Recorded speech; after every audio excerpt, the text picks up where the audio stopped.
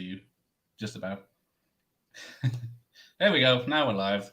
Press the right buttons. No countdown or nothing. Just go straight in. Taste it. Would have been picking your nose or anything then. This is amateur hour television. This is PBS. Just off camera. Like just got the audio.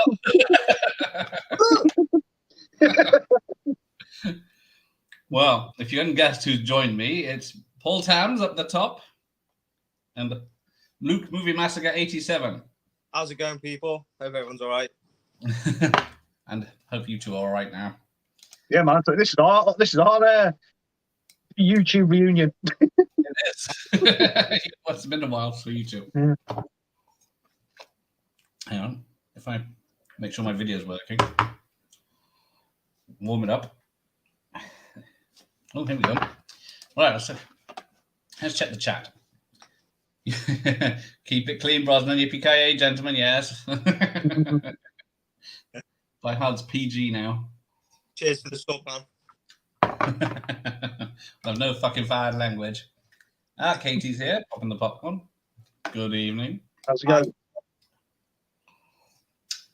What's the film on the TV at the moment, gentlemen? There's a trailer on. Can you just about make it out? There you go. Katie's subscribed to you both. What is that? Courage Under Fire? No. That is true. It does have Denzel in a uniform, so. Oh, so where you going? Submarines, Denzel Washington. Oh, hi, Drew. How are you? Oh, bloody hell. Hey, how's it going, Drew? You all right, man? Oh, tasty sounds what it is, man. It's doing me head in. What is? Oh, Gene Hackman, Denzel Washington. Crimson Tide. Oh, what? Crimson Tide. Driving me nuts, that was. Yeah. That little Gene Hackman that got me there. Yeah. So mad how the brain works, isn't it? Yeah. Yeah. You just pull it out of nowhere. Yeah, you can just Yeah, hang on. Right. So, everyone's caught up. Right. There's the video pause now. What was that Denzel? The one with Bruce Willis where he was like a bomb expert? The Siege? The Siege, yeah. I've never seen The Siege. It's not very good. Not very good, no. It's a very political film. More than an action film. It's more of a thriller about terrorists and terrorism back in the 90s before America knew what terrorism was. Now, I was racking my head just before the stream, and I can't for the life of me remember. For some reason, I feel like this was the first Die Hard movie I've ever seen. Oh. But then I'm thinking, I'm sure I must have seen. I feel like this might have been the first one I sort of sat down and watched, like, start to. Because I remember this getting. I remember my mum renting this out. What year was this? 95. Yeah. I remember this being rented out. I remember watching it, and it might be the first I ought to sort of watch start to finish and sort of understood it, if that makes sense. Yeah. Whereas, like, I think I might have watched 1 and 2 sort of growing up and just enjoying sort of the action in it. I think that this might have been the first one I sort of watched and understood what was going on in it, if you like. I felt like this was like sort of my Die Hard. Like I'd seen my dad's Die Hard. This was like my Die Hard. This is to be on a lot when we were little kids as well. Say again. Die Hard 2 used to be on a lot when we were little kids as well. Yeah, so that's what I mean. I feel like I must have watched them first. Yeah. But I feel like I've got distinct memories of watching this. Like I remember my mum renting it out from a Blockbuster. Let's see, it's a 15. So how old was young Paul? 95. I would have been 9 or 10. Yeah. USA May 95, UK after all of Europe August 95. So that's when I would have seen it. Did this around the same time as Die Hard Trilogy? Die Hard Trilogy a year later. Yeah, it came out when it would have been like the hot shit at the time. Yeah. Did you go to the cinema to watch this, Tasties? Yeah, and the second. Did you go to the cinema? Oh, that would have been sick, man. Get so envious of people who've seen it for the first time, like on the big screen, and that when it first come out. And that.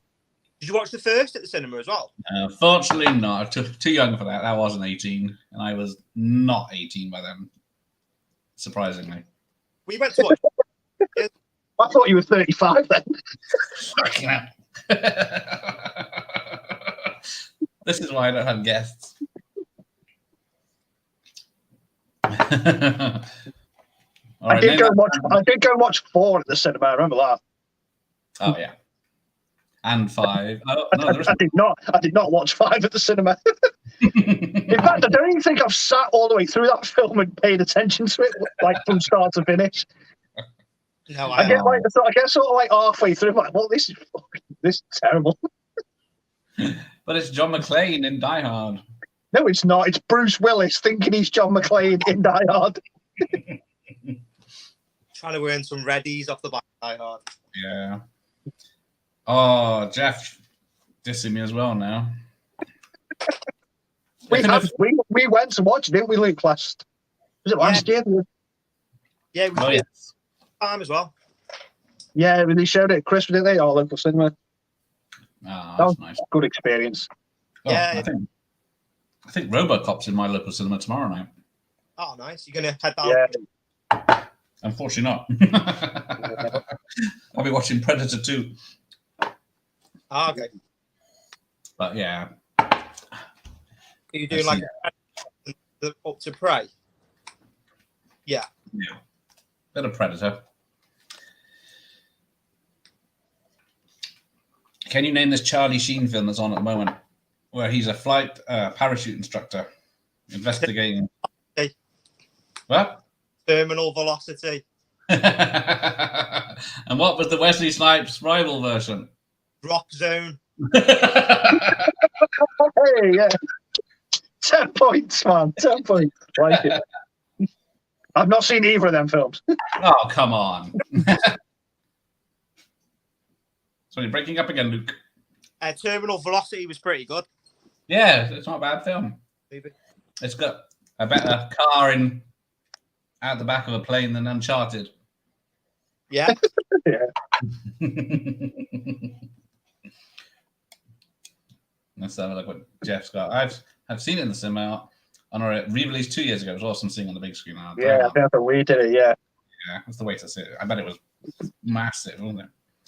Because it's a very widescreen film.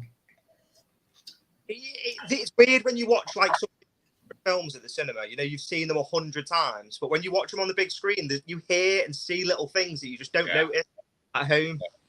It makes it like a fresh new experience. It's cool. Definitely. That's how widescreen was for me back as a child. Yeah. Yeah. Talking of which, hey, look, there it is. It's only Die Hard in widescreen for $5.99. £6, man. Bargain. That one doesn't have it. Where's the one that has it? This one. So got right. Yeah, this is the. What's this? This is the free bag, which is I sent off for back in the day. Send off for it now. I could technically. There's no. Where's my Die Hard kit bag I sent off for 20 years ago? The offer closed in 97. They were clever enough to put an end date on it. Yeah, I ruined it by using it all the time. There's just one lonely sod working at Touchstone headquarters, just waiting for you. Which cover do you prefer? Oh, the black one. Oh, no, that one. Oh, yeah. That's the cover I know of it, yeah. Yeah, I don't like that explosion one. What do you prefer, the uncut ending or the theatrical ending to this movie? Oh, going there already. I just. Don't mind you started yet. Yeah, we haven't got there yet. He looks like he came straight off like the set of The Jackal with that haircut. He does. He probably did. Yeah. Although that was the original ending, wasn't it? Yeah. So it was a bit lame how he kills Gruber in the theatrical because Gruber's got plenty of time to take him out. Yeah, that's the only issue with this movie. I think just seems like it's quick. Yeah, because the unaired one was it's supposed to be Bruce Willis had lost everything. He'd been kicked off the force. His family had left him, and then he had nothing left but to take out Gruber, live or die. It's one of them I wish I never knew there was an alternate ending to it. Yeah. Yeah. So yeah, what was the original name of the script used for this film? Oh, I don't know the name. I know it was because they're all different books, aren't they? And you sort of re-script them into Die Hard movies. The first two were books, yeah. This one wasn't. The fourth one was based on an article in a magazine. Correct, yeah. I can't remember what this was called. Simon Says. Simon Says, yeah, that's right. Now you've said, yeah. I have read that. Now you've said, now you point, yeah. Wasn't the first one supposed to be called Lethal Weapon? Or was it the other way around? There was another film. Yeah. There was something else. Yeah. But yeah, this was. This one was going to be. Have you seen Rapid Fire with the Crow Man? Brandon Lee. Yeah. The original script of this was supposed to be a follow-up to Rapid Fire, which then became a follow-up to with then Brandon Lee died, so then they thought we'll use it for Lethal Weapon 4, and then they reused it again because Die Hard 3 was going to be on a boat, but then Under Siege came out, so they thought we can't do that, so now they were looking around for this, and then finally settled on this book, script, and renamed it. Oh, hang on. The film started yet? Yeah. Trailers. There we go. It's tick, tick, boom. Right, I've got it. Where they actually blew up. Got to hear the song, man. Hot down somewhere in the city. Oh, yeah. I like how we just go straight into it, no pissing about, like. Yeah, pretty much, isn't it? There's no messing. Bomb's gone off. Have you seen the film Cluedo? Or Clue? No, I don't think so. I don't think I have, no. It's an 80s film. Was it based off the board game? Yeah. Yeah, no, I don't think I think I'm aware there is one, I've just never seen it. But there's a very busty maid in that who's in this film as the... Oh, yeah, I think you showed us the other day, weren't you? Yeah. The picture I sent, yeah. Yeah. Did she get in the library? Oh, yes. Of course, John McTiernan went off the rails a bit 10 years after this, but... Yeah, because he did this one, didn't he? He didn't do the second one. He come back for this one. Yes. Rennie Harlin did the second one. And then Rennie Harlin also did 12 Rounds with John Cena, which is very similar to this, where a policeman has to go around solving puzzles before his girlfriend gets killed. Is that set in like San Francisco? Yeah, I think so. It's got the cable cars, doesn't it? Yeah. Yeah. With Aiden. I think that's why I like this one more than two, because it is a John McTiernan film and it feels like one. Yeah. Because hang on, I thought what year it was now. Yeah. Right. Screen as well. That was awesome as well. Which one? Yeah, we went to watch Predator last year, wasn't it? Last year when they sort of reopened the cinemas again. Oh, yeah. I missed that one. We had that scene when they're firing all the guns and that. Jesus, that's loud in the cinema. When the Dolby Atmos kicks, when the two like hands come together, like. Whoosh. Yeah, nearly knocked me out of my seat, man.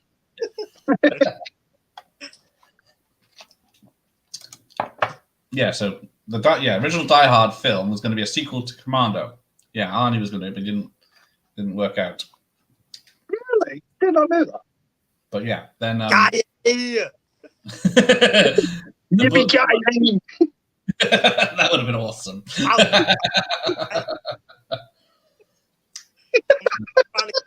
Little tunnel things just getting wedged in the vents, like, oh, fuck! Throw them off, burst out. But yeah, Die Hard itself is a sequel. The book Die Hard was based on as a sequel to a film called The Detective Frank Sinatra in the 60s. Okay. There you go. That's it. Tim Curry was the butler. That's it. In Clue. Oh, Gregor John's here. Hello, sir. I love you. Oh, that was my other question. Name the 5 films that has Bruce Willis and Samuel L. Jackson in. Pulp Fiction. That's too close, yeah. Pulp Fiction. Unbreakable, yeah. Yeah.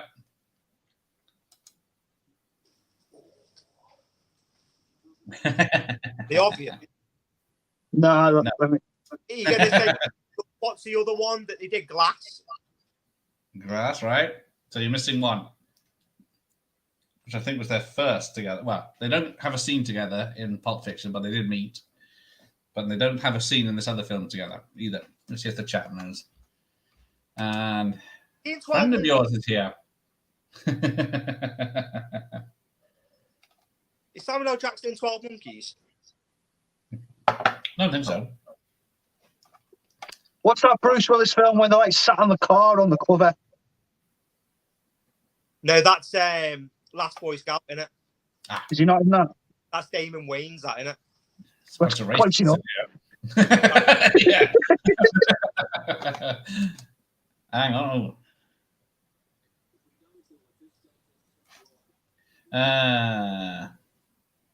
Hang on. No, it won't be in the VHS, but I was adamant that they were going to change that for when they put it on Disney Plus, and they haven't. They've kept it in. Oh. I was adamant that was the one scene that they would change for Disney Plus, or sort of cut it out or cover it up or something, but it's there. Yeah. What they should have done is they should have had the sign. It should have said, I hate Netflix.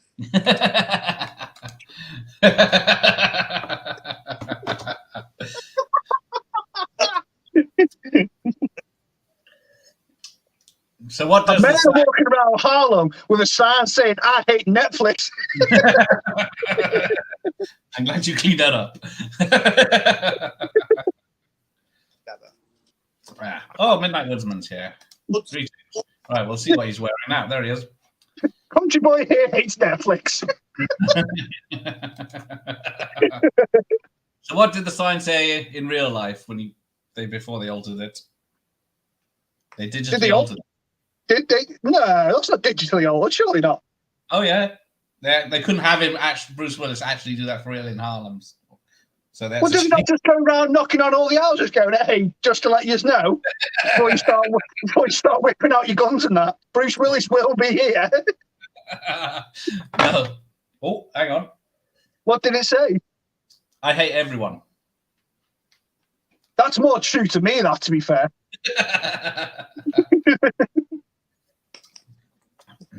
Oh, hang on.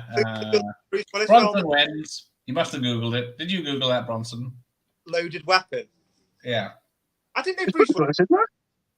He cameos it when they shoot up the beach caravan. Yeah. Instead of Samuel Jackson's story is like an early CEX. Well, if you're taking in stolen goods, yeah. He gives them back. Oh, there it is. It's in my... Right. Hang on, it says... One of those kids, they're both brothers in real life, but one of them's in Die Hard 5, if it existed. All grown up. A different character. Oh, really? Apparently, I can... And you've definitely been on IMDb's, like... trivia page, man. I know what you're doing, Tasties. I know what you're doing. Yeah. What Impossible say there, man. Yeah, I think Irons is a quality villain in this. I think he rivals Alan Rickman. He had big shoes to fill as well, didn't he? In all fairness. Oh, yeah. I think that's a quality twist in the film as well. Yeah, it is. Like tie it back up. Others as well. It doesn't off. It seems like that's his brother. All right, missed it. Did anyone see on the telly what it said on his board, or did they cut it out? I don't even think I was even watching. No. And he's down. Stop it, mate. Netflix heard what he said. Shuts down my account. Fuck. Bellevue. Yeah, means nothing to us in this country. Yeah. You seen Basic with Travolta and Samuel L. Jackson? Yeah. But 2003, yeah. Always between that and General's Daughter. Yeah. Very similar films, aren't they? Man down, yeah. He's all right. He's back up. Too much Lucasade. Woo! Who do you think's a better actor, Bruce Willis or Samuel L. Jackson? Ooh. Samuel, sure. So weird. Bruce's career has been so mad because he's like in really high-end movies, and he'll just knock out these really shit straight to DVD Megan Fox fucking films. It's well weird.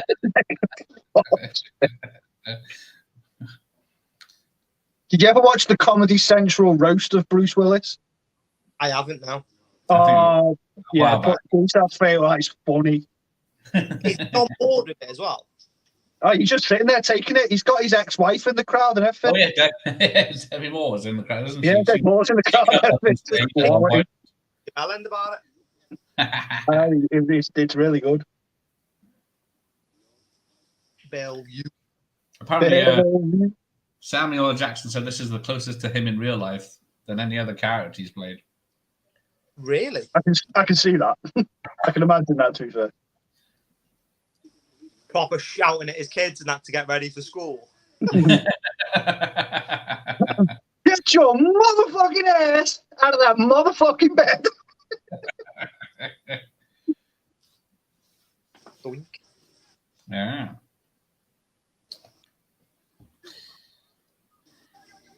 Oh, shit. Hit with a ball already.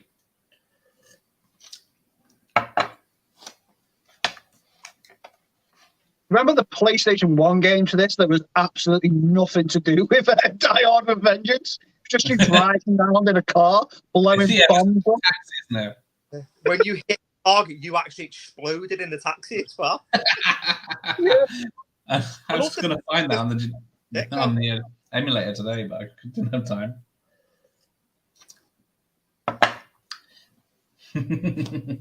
Why do you call me Jesus?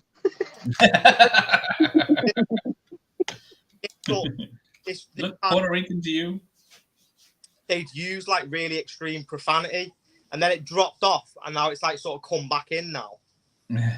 Yeah. Yeah. Yeah. 20 music. Oh, 20 last. Yeah, I don't know the names of his. I guess Glass was the only one. All the covers always look the frigging same as well. Every time I see a poster for a new Bruce Willis, I'm like, it looks like the same one. He's just the last one he's done. It's the same poster guy for the Seagal films, I think. Yeah. You ain't so is he? Yeah. What was the penalty for not wearing the sign? Just blowing up another building, wasn't it? Yeah, it's just say blow up another building, yeah. Like, fuck it, my hangover's killing me. I'm going bed. I'm not arsed. Do you think Bruce Willis is wearing eyeliner a lot in this film? Oh, let me have a look. I've never paid attention to that. Wearing a wig. Some scenes it stands out a lot. Definitely got a syrup on. All right, might take a while, but so we might get to it before we finish. How do you do the 3 gallons? 5 gallons, 3 gallons. You need 2 gallons in one jug. Go on, Aaron. Come on, genius. I have the amount of times I've sat there and said it in my head and worked it out. But in this movie, they skip a bit where all of a sudden they've just got 2 gallons. I can't figure out how they got that first. No. says about tipping out as well. Yeah, it's like you can't tip a bit out. It's got to be exactly same. It's got to be exact, and they're like tipping a little bit out on the floor. Yeah. Funny enough, weirdly as well, this is right off topic. Well, sort of. In the new Resident Evil 2 remake, there's a puzzle towards the end of that game very similar to that puzzle they have in this. And every time I do that puzzle in the game, I always think of this film. The chemicals round. Yeah. That as well. That's the same thing. You've got to sort of you got 3 jugs, haven't you? You've got to balance them out to get it right. Yeah, you've got to move it into the one chamber. Yeah. Quite hard, that. Bruce Willis was all right in Moonlighting, but he could actually sing. Just don't go anywhere in Color of Night. You see, as Johnson in the Color of Night, if you were so involved. Bruce Willis. Hangs dong in a pool. Charlie, I'll stick that chair up your ass.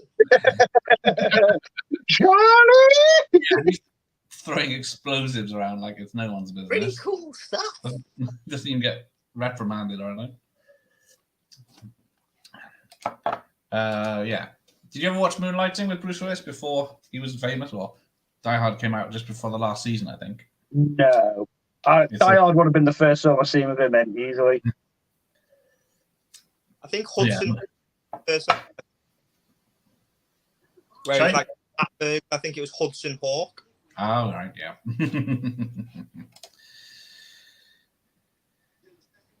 Yeah. Fourth, yeah. Sadly, the last decade hasn't been good to him. No. We'll get our Die Hard Year 1 or whatever it's going to be called, where he bookends it. Yeah, I'm glad that didn't get off the ground. Die Hard prequel. A Die Hard reboot or remake with John Bernthal playing McClane. He's too old now, isn't he? Nah, I'd see that all day. I'd pay money to see that. Yeah, it'd be sick. I won't be shocked if we see a Die Hard remake in the next 10 years. Well, yeah. Bernthal would be sick as him as well. I won't even mind, right? I won't even mind if it's just Die Hard. It's just a completely different story, though. Yeah. Just call it Die Hard, but just don't have it at the plaza or anything. Just do something different. Ooh, but like, against like a load of terrorists in some sort of situation. Yeah. That does seem the gist of it, though, isn't it? The best part of it, it's like a normal, average man put into a really fucking difficult situation and him just like coming out a boss. Yeah. Or like Speed or other Under Siege or people were quite surprised because at the time Bruce Willis was just known for like comedic roles. They didn't see him as like a hero. Yeah. So when they watched this film, they were like, "Oh, Bruce Willis is in an action movie. What the fuck is this going to be like?" Yeah. Well, yeah, because he didn't even have his face on the original poster. So. That's right. Yeah. Did you? Well, before Die Hard, he did the TV series Moonlighting, which was a quirky comedy detective show, and then he did Axe Murderer. In Cheese. Married an Axe Murderer. Is that him? That's Mike Myers. Michael Myers. Yeah. What was the Bruce Willis sort of version of that sort of film? Yeah, you're thinking Meryl Streep, aren't you? Yeah. What was that called? Death Becomes Her. Oh yeah. He did Blind Date, which was a comedy with Kim Basinger. In about 85, I think. Bruce Willis. Sorry? Was he in Cheers? Cheers? As in the sitcom? Yeah, Ted Danson. Don't think so. I thought he was. Not a main character anyway. He was there was he crops up in Friends. He was Friends, yeah. Oh, hang on. Echo's here. Evening, Echo. Hello. If my... hang on. Where did I get to? Yeah, they were just... yeah, they accidentally stumbled upon the right amount of water, didn't they? Which he was arguing. Yeah. Oh, Gallant. Oh, James Jeff's in the Netherlands, so he doesn't know about gallons. That's true. Yeah. Royale with cheese. Huh? Did you watch Bruce Willis's Death Wish? Yeah. Yeah. Okay. Oh, what's that? Were you trying to kill me? Yeah. You couldn't catch me. Yeah, I probably won't be able to do it. Like Parasite or something. He's lower than Brett's ass. He's a parasite. Nobody likes him. His wife can't stand him. Yeah, actually laying into him. It's his boss. Oh yeah, don't stop Jeff on the Death Wish remakes. Ooh, yeah. He was a cook. He's always an ex-husband. Ex-US citizen. Ex-actor, eh, mate? I'm telling you, ex-actor. Oh, you think he was acting before, do you? He didn't think he was acting. He thought the whole thing was real. Yeah. Seen that? You know the guy who's in the Adam Sandler films. His name like Rob Schneider or something like that. Oh yes. Yeah, there's a class thing. You should look it up on YouTube where he tells stories about Seagal and like the mad shit that he's done. And he said that he went to one of his like trailer homes on a parking lot one day. They were like, Seagal said you can just go in if you want. So he goes in and there's like no one there. And like Seagal comes out one of the back bedrooms just crying his eyes out with this paperwork in his hand. He's like, "Oh Jesus, what's the matter? Have you had some bad news?" "No, I've just read the best script of my whole life." And he goes, "Oh, what? Who wrote it?" And he goes, "I did." You watch what you say about Seagal. He listens in. He's with the CIA. Oh, he's fucking mad. He'll get wind of this. Right. Bruce Willis, yeah, Moonlight. I like Moonlight. Does it? It might have said at the start. Does it say in this film why he was back? Why he was in NYPD and not LAPD? Who's that? Isn't John McClane with LAPD in the first film? IPD. He's NYPD in the first film, yeah, but he's just visiting. Okay. And then, yeah, he never left because he doesn't seem to get on with Holly ever again. So there, my mistake. Blind date was 87. If I just had access to Google like Ricky, I could look things up. Yeah. Oh, hang on. I've gone too far. So I missed something. What was that saying then? I'm double clicking. The man's a bad man.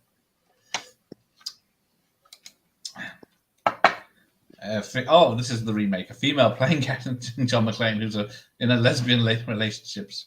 Yeah. Shelley MacLaine. Yeah, this is Fox. So yeah. Is this one Fox? Because this is different producers. Because Bruce Willis fell out with Joel Silver and everyone else. Yeah, the Fox, isn't it? Yeah.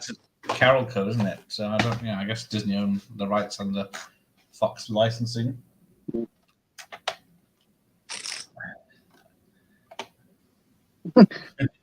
Yeah, that's it. It's one of my favourite bits. This. But get off the phone. He said there was a fat woman on the phone. No. Yeah, Ricky, get back to work, you lazy bastard. Oh, but he's got enough time to. Oh, lost the telly. Yeah, so he doesn't actually give up his residency. There you go. Total. I'm all right. Hey, how's it going, lad? I can't stop looking at the fucking Bruce Willis has got on.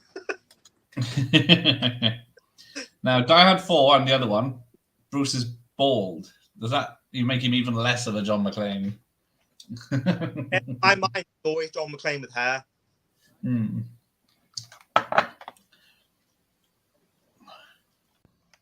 I did like number 4. Good. Yeah, I enjoyed the fourth one.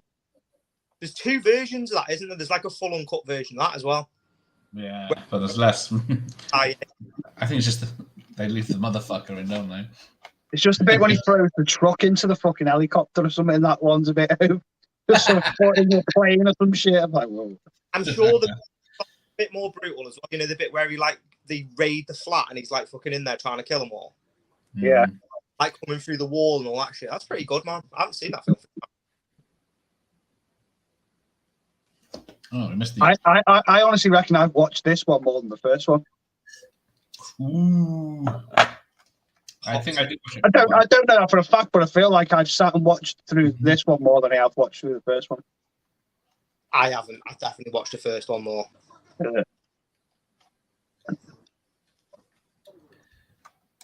So what do you say? So where was the 7 Wives? The guy. But is it though? Because he says he met a guy with challenges eyes who had, but 7 wives and 7 sacks and 7. The fucking guy. Just one guy. A trick question, but I always said I prefer Bruce with hair over his bald face. Yeah.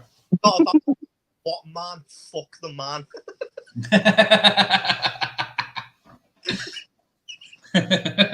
Just one guy. How did Same in the fucking row. How did he get that phone number 555-0001?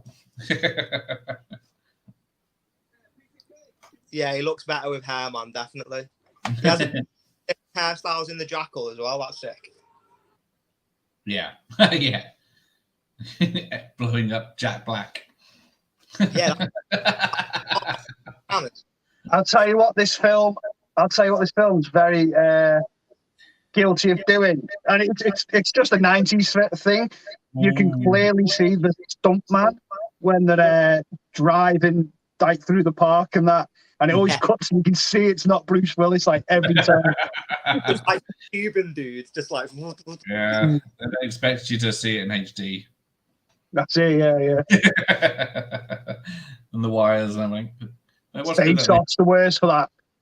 Face Off, Stuntman Central. You can actually see like John Travolta in the back just smoking a fag. Watch. Simon says, "Oh, you good looking." Good looking. Your hat. Isn't there a remake coming soon with them back? I hope so. How I don't know. It's not with them though, is it? Wow. They were on about Tom Hardy and Robert Pattinson. Mm-hmm. I'd be down for that. Yeah, I'd see that. I don't know. I can't lie. Die Hard 3 is my most viewed. And Robert Pattinson would be better. Who? Ryan Gosling and Robert Pattinson. I love Face Off, but I don't think it's one of them films that's untouchable. I'd be down to see a remake of it. Yeah, I would be down. Did you see the Stallone news today? He's cut ties with Dolph and everything. Yeah. But Dolph said he wasn't even involved in that. There wasn't. It was just rumors. I think he's taking it a bit fucking far, if I'm honest. Mm. I genuinely think he's being a dick about it. Yeah, doing it straight onto Instagram, wasn't he? The thing is, well, he never actually owned the rights to Rocky. He sold all the first movie he even made. Yeah, that's unfortunate for him. He only on the promise that he would be the star. And then when they get that, they pulled away from him. So essentially, they're off the fucking back of it for 60 odd years. Keep punching. No, I do love him. I just, he's being revolted with that sort of. I'm 75. Just chill the fuck out. Yeah. Luke, your sound's a bit dodgy, man. You keep cutting on and off. Yeah, you are breaking up quite a bit. Shout. That's Ace off, man. What's this here? I'm glad to be on it. Die Hard 3 is my fourth favourite. I'd love to know what your order is, to be fair, by Hang on. Fourth favourite. Surely it's got to be 1, 2, 4, 3 then. Because there isn't a fifth one. He might surprise you. Brooklyn! Yeah. Oh. Rock! Yeah, Samuel Jackson's face in this is brilliant. Jump. You can see the wheel fall off the back of the car when he makes that jump. Oh, here we go. Hang on. Let's jump to this. 1, 2, 3, 4, 3, 5. Ah. Yeah. Ooh. I'm thinking 1, 3, 2, 4, 5. But they're might probably be 1, 3, 2, 4, 5. Yeah. I do like Die Hard 2. Die Hard 2 is very underrated. It's. I do enjoy it. I have fun with it every time. Like I said, I think with this one for me, like a few films, you know, later on in franchises, this hit me at the right time because this, like I said, this felt like it was my Die Hard. Whereas I'd been shown me dad's Die Hard 1 and 2, and then this come out, you know, and I remember getting it rented out for me. So it felt like this was a Die Hard for me, sort of thing. Yeah. For the kids. And I like the concept of it, to be fair. I like the whole Simon Says thing. I think it's quality. I think it's original. Because it's 40 minutes before even Jeremy Irons turns up. Yeah, he's on the roof, isn't he? Second, third, fourth. Oh, he hasn't seen the fifth. There's a fifth? Rough, man, it's rough. Oh, can't hear you at all now. I can mouth read that though.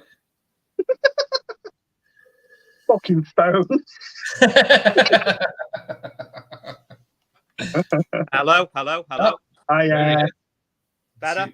Yeah. Hiya, sunshine. Yeah. Hello, love. This is how I drive. Get a blocker and head for the end zone. Yeah. So this is where it gets complicated.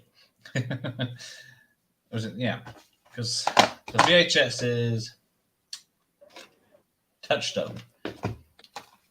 That's that one. Yeah, because when you were watching it, when you started tasting it called Touchstone, but this version I'm watching here has the 20th Century Fox fanfare at the start of it. Yeah. Same. It's all weird. But yeah, I think the DVDs are Fox. But yeah. You know what film comes to mind when you think of Touchstone? What's the first film comes to mind? Do you know what mine is? The Rock. Adventures in Babysitting. I don't know why. I think it's Roger Rabbit, but yeah. Yeah, that's a good one. So Synergy was a production company formed by Wagner, who had a deal with Fox to distribute Die Hard Adventures in Europe, including UK. Universal had distributed rights for the cinema and VHS. Bloody hell, yeah. Film rights are so complicated, especially when they keep changing now. Right, here we go.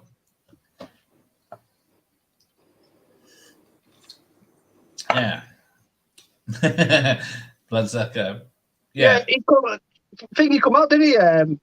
Lundgren said it's not even got a director, a script, Yeah. Winkler had an idea to make a spin-off, and then the newspapers ran with it. I don't think that get off the ground anyway with the Creed movies. Yeah. Oh, we just had a shot of the Twin Towers then.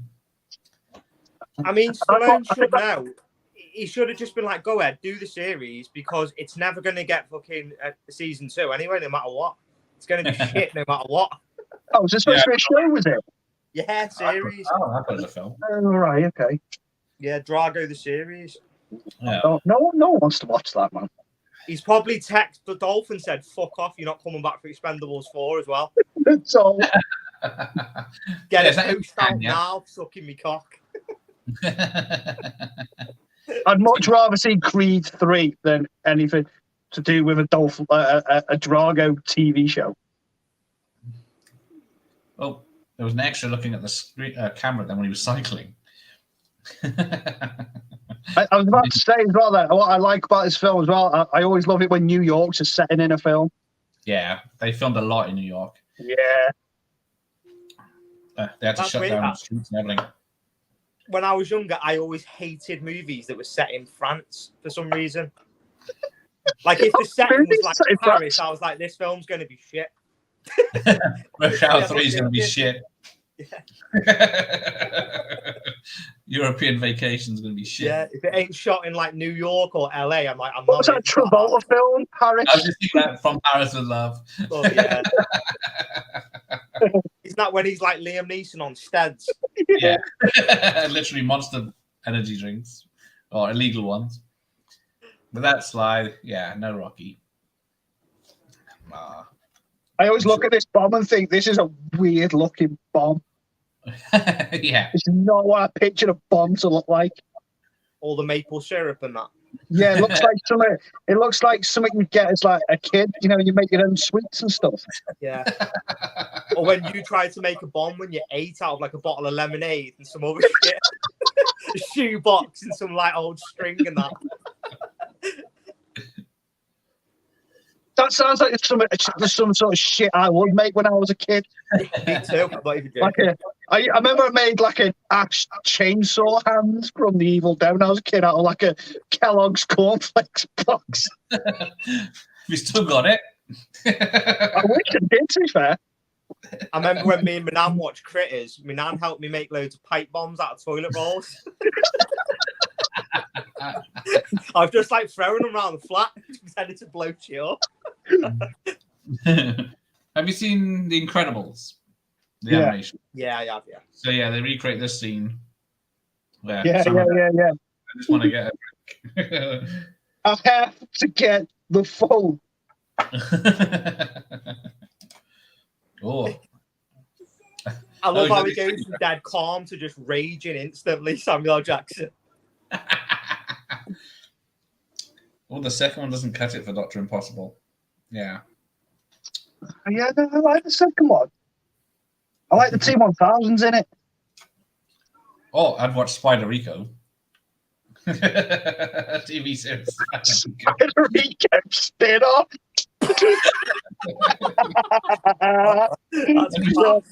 We last saw him in Balboa eating in the restaurant, wasn't he? Or cooking in the restaurant, I think. Yeah. What's going on, Spider? He's a bum. I actually watched Rocky last night. It was on ITV4 and I sat watching it. Get Father Carmine series on the go. Mickey, the early years. Oh, it's a whole universe. Well, that was going to be a one. There was going to be a Mickey one. Yeah. Yeah. Mickey year one. 1923. Mickey year one. I amuse myself sometimes. Someone's got it. So yeah, a lot of this is a practical effect with this train sliding and the stuntman running. Yeah, I think I've watched the making of it. It's quite cool how they did it, to be fair. Yeah, they got this train sliding at the stuntman at 40 miles per hour, so they really are running for it. Yeah. It was totally supposed to be controlled, but yeah, I'm still running. You see, there's a woman in like an orange dress. You see her like in multiple scenes in this movie. Like she obviously is a stunt woman. Duck, asshole! Yeah, I just felt like that. Oh, hang on, we're way behind. They're already picking glass out there. And I like how McClane just comes out laughing. Yeah. Loads of dead innocents around them. Well, after this explosion, they're eating popcorn in the offices trying to watch what's happening. Oh, yeah. You think, oh dear, it's a bit dark after what really happened. Because I think it was a month after this was released, or before it was released, the Oklahoma bombings happened. The FBI building got blown up. Okay. People thought this was in bad taste, but this was the biggest film of the year for 95 globally. You always find as well, like, or you did find these big movies with stuff like this, that shit always happened around them. back in the day. Yeah. I was like, fuck me, they're gonna ban it or like put it off for a few years. Yeah. Because that was it. Spider-Man, the first Spider-Man film. The teaser trailer had the World Trade Center where the web between it captured some guys. Yeah, that's right. Yeah. Edited it out of the film. No one's hurt, luckily, on this one. Do you know what was mad that I read ages ago? I don't know if it's true, but apparently Jackie Chan was supposed to be filming a fight scene on the top of the World Trade Center on that day. But his flight or something got delayed, so he couldn't make it. Yeah, he's going to make a film really. window cleaner in the Trade Center, getting into all sorts of scrapes.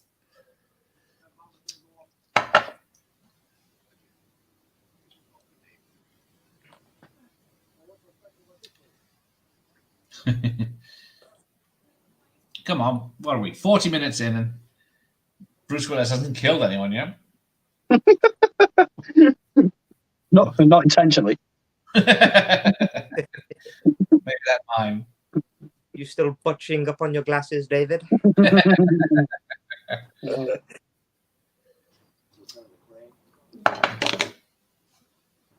He's just like, I want to go back to Fagan's. Got VHF players to clear.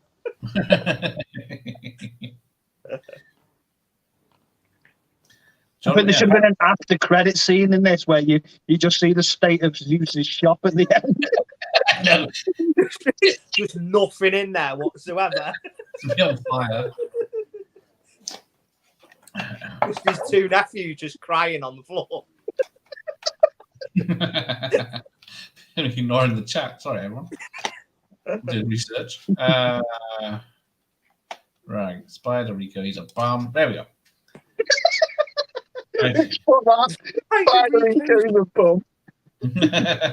Hard with a Vengeance reverted back to Fox in '99, even though Die Hard was the first and last film to drop at that time without the 20th Century Fox. There you go.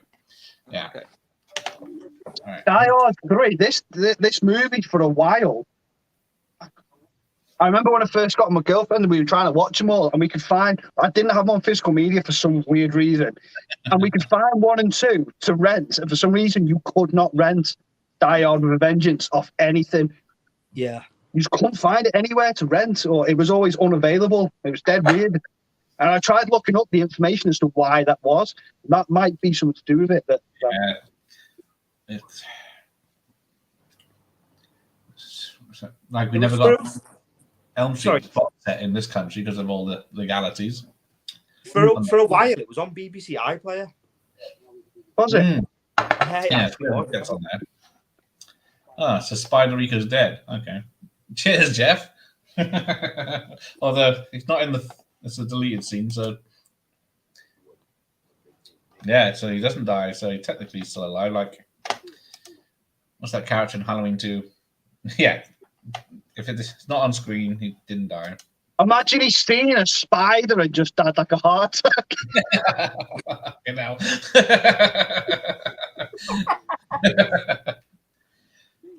Just jumps out of Rocky's hat. Yeah, Graham Greene was great. There's so many great films. Have you two seen Thunderheart with Val Kilmer? Is that with the lions? Let's Ghost in the Darkness. Thunderheart was on the Native American reservation investigating murders. Oh no, I haven't, but that sounds pretty cool. Yeah, it's pretty good. Yeah, I only remember the things on the Blu-ray. Okay. Yeah, I haven't seen him for a while. But yeah, he was probably quite old when he did this. Gruber. What is this? 25? How many years back did I say it was? 95. Shit. Yeah. 27 years ago. I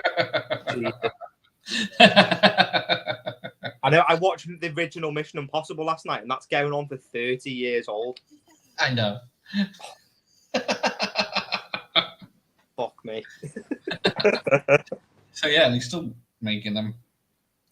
I love them as well. I think they're brilliant. Yeah. They just know what they want to be, and that's it. They just don't care. Yeah. They're like ridiculous, but they just go for it. Yeah, John McTiernan was going to do Batman Forever, but then he got this instead. Is Isn't there another cut of Batman, the Schumacher cut? Yeah, allegedly. Yeah. In the vaults of Warner's. I remember I've seen an Instagram video of Ice Cube kicking off like, damn, will you just release the Schumacher cut, motherfucker? Like, proper booting off about it. It's funny as fuck. Ranting about for like 15 minutes about how he loves Batman and how he wants to see the Schumacher cut. Well, we only got the Snyder cut because of bots, wasn't it? Voting. Yeah.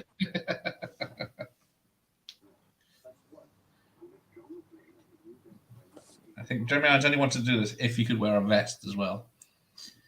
Same as Bruce Willis. Jumping through hoops for some psycho.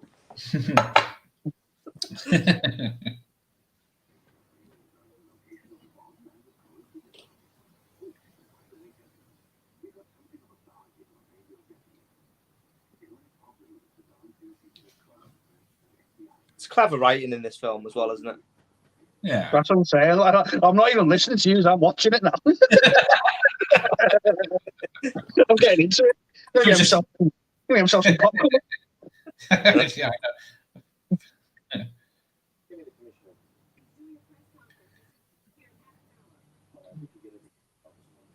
Oh yeah. So Is all this for a fucking bank robbery? So apart from Bruce Willis, who's the other actor that appeared in the first Die Hard film? It's in this. That's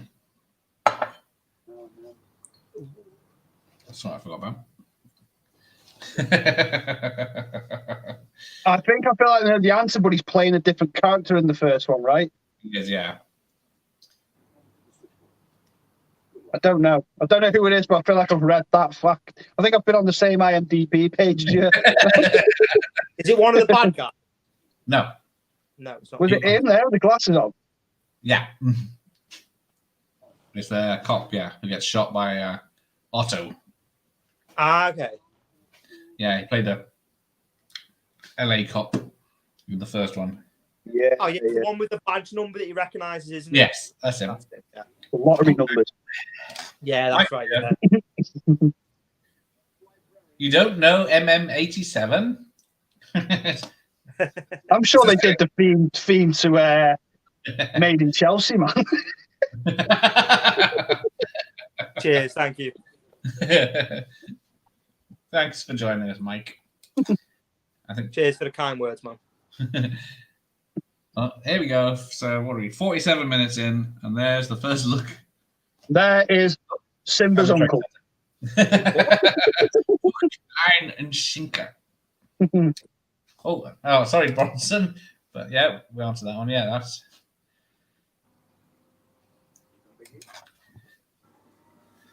I think he's called Ricky in this. Jeremy Irons is a well underrated actor, man. Every time I see him in a film, I always think he absolutely knocked it out of the park, man. He smashed it in that Watchmen series. Yeah. Yeah, he was good in that.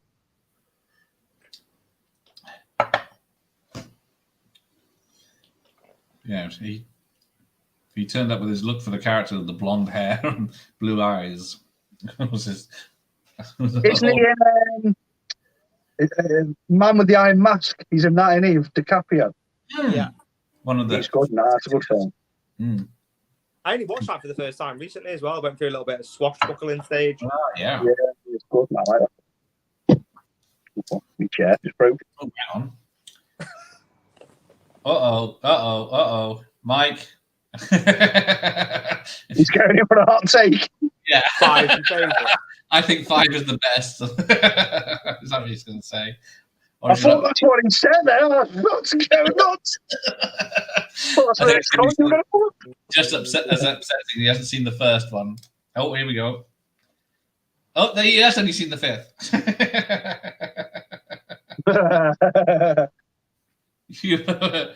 Wait till Christmas and watch the first 2. Oh, mate, you're in a good position there to watch some great films. Wow, yeah. Sound right, wow. Never seen. I've only seen the 5th. Yeah, no one's expecting that. Mike. Yes. Are any of them on 4K? No. What's that? The first one is. Yeah, I've got the first one on 4K. You've only done the first one so far. It's really good 4K as well. Yeah. So there's a British actor doing a German guy doing an impression of an American guy now. Yeah. Yeah, look, there you go. Shock the whole the chat. You just look at them and you're like terrorists. Yeah, you think obviously military. Yeah. Bad guys from any game or film, you're them. And they're always given away by their military footwear. Yeah. That Otto looks like he auditioned for Goodfellas, didn't get it, and then went and auditioned for it. Yeah. I always thought he would look like an Italian gangster more than a German. He looks like a jarred Joe Pesci, doesn't he? I think Jeff backs me up on this. None of the German in this or the first film is legit. It's all just garbled rubbish. It's supposed to sound German. Really? Yeah. That's weird. Why the hell would you do that? They're speaking Elvish. That's what you do. Might be closer to the fact. Michael Kamen's film score virtually mirrors the original House. Yeah.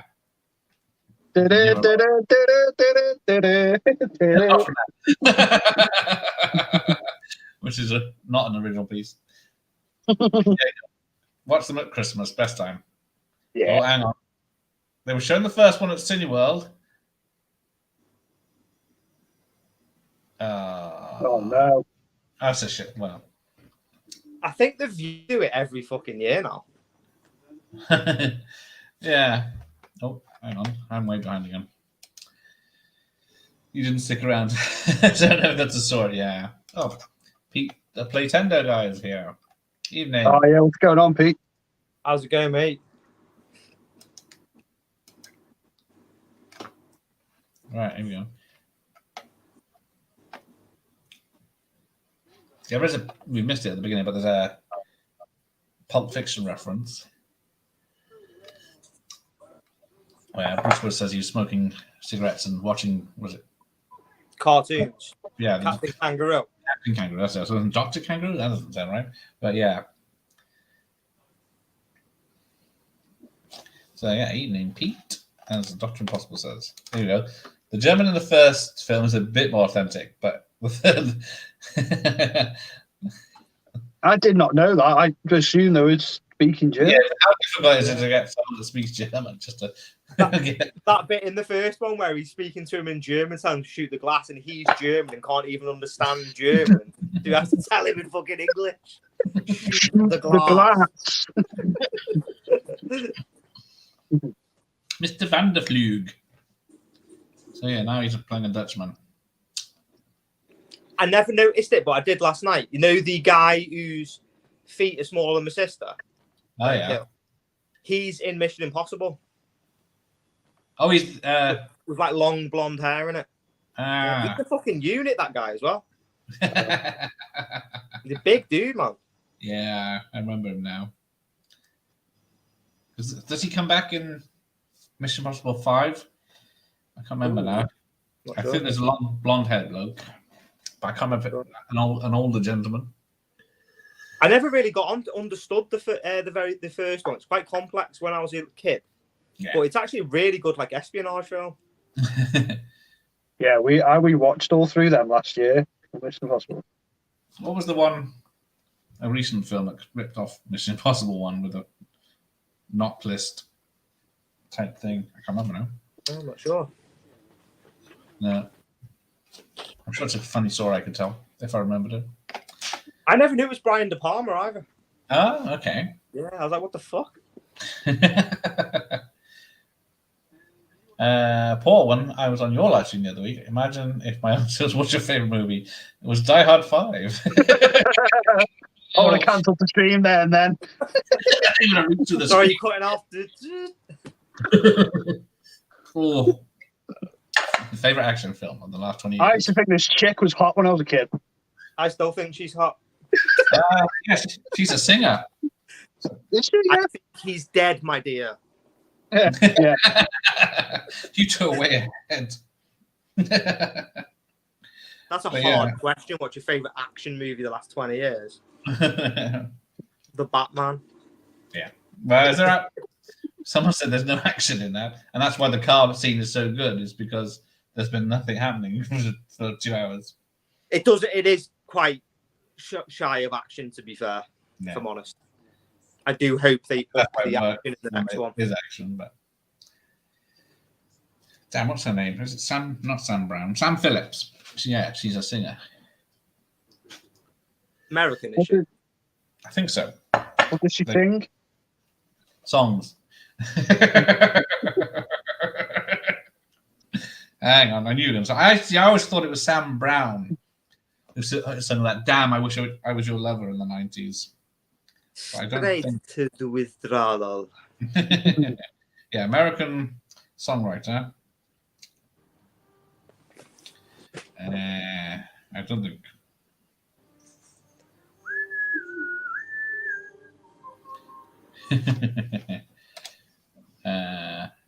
Oh, this is his favorite. Yeah, when he was younger.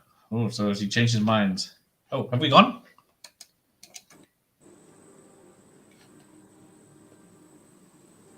Are we no longer live? We should be. Still says live in the top corner, man. Can you see us in the chat? I don't think I've been blocked. Disney's comfy about it. He might. We had Pirates of the Caribbean for 2.5 hours the other night. We were all right. You guys can practice your. I know German. Mein Name ist Paul. Hey, you know, here's a quick story. When I was in school, we had to do a 60-second talking for like an assessment. We had to speak German for 60 seconds. So I went, mein Name ist Paul. My favorite number ist 1, 2, 3, 4. I just went up to 60. Really? That's pretty fucking impressive, actually. It is, man. I got a B. Yeah. All right. Bronson says, thanks. No issues here. Great. Just warn you. What happened then? Right. You choose Mike off his hot takes. Anyway, I have to go home. Oh, all right. Take care. And yep. And Thursdays to free up. Yeah. See you, man. Take care. We'll see you in the future. See you Thursday, mate. Yeah. Oh, you can see us. There we go.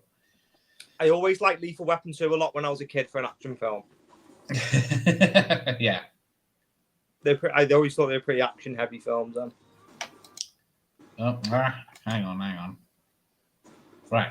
The producer on the original Moshmish wants to use this Eurostar train, and then she could put Eurostar said fuck off. The TVR, of course, yeah. National Network.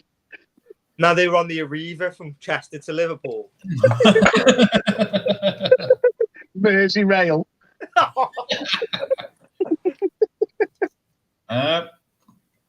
Electric Geek is in the house. This and the original are properly fire, yeah. What's happening, mate? How's it going, man? This is the cut version, yes, because correct. The elevator scene has a bit more gore in it, doesn't it? Isn't the fight with the like sub boss more brutal as well? Yeah, it's sub boss. Yeah. Yeah.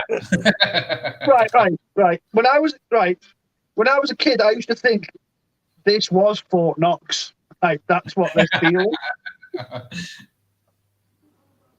Do you reckon, in real life, do you reckon there's banks out there with like gold bullion just chilling in the basement? Yeah. Yeah. Yeah. They store it to make it valuable, don't they? Ooh, okay. So is that where you are, back at the elevator scene?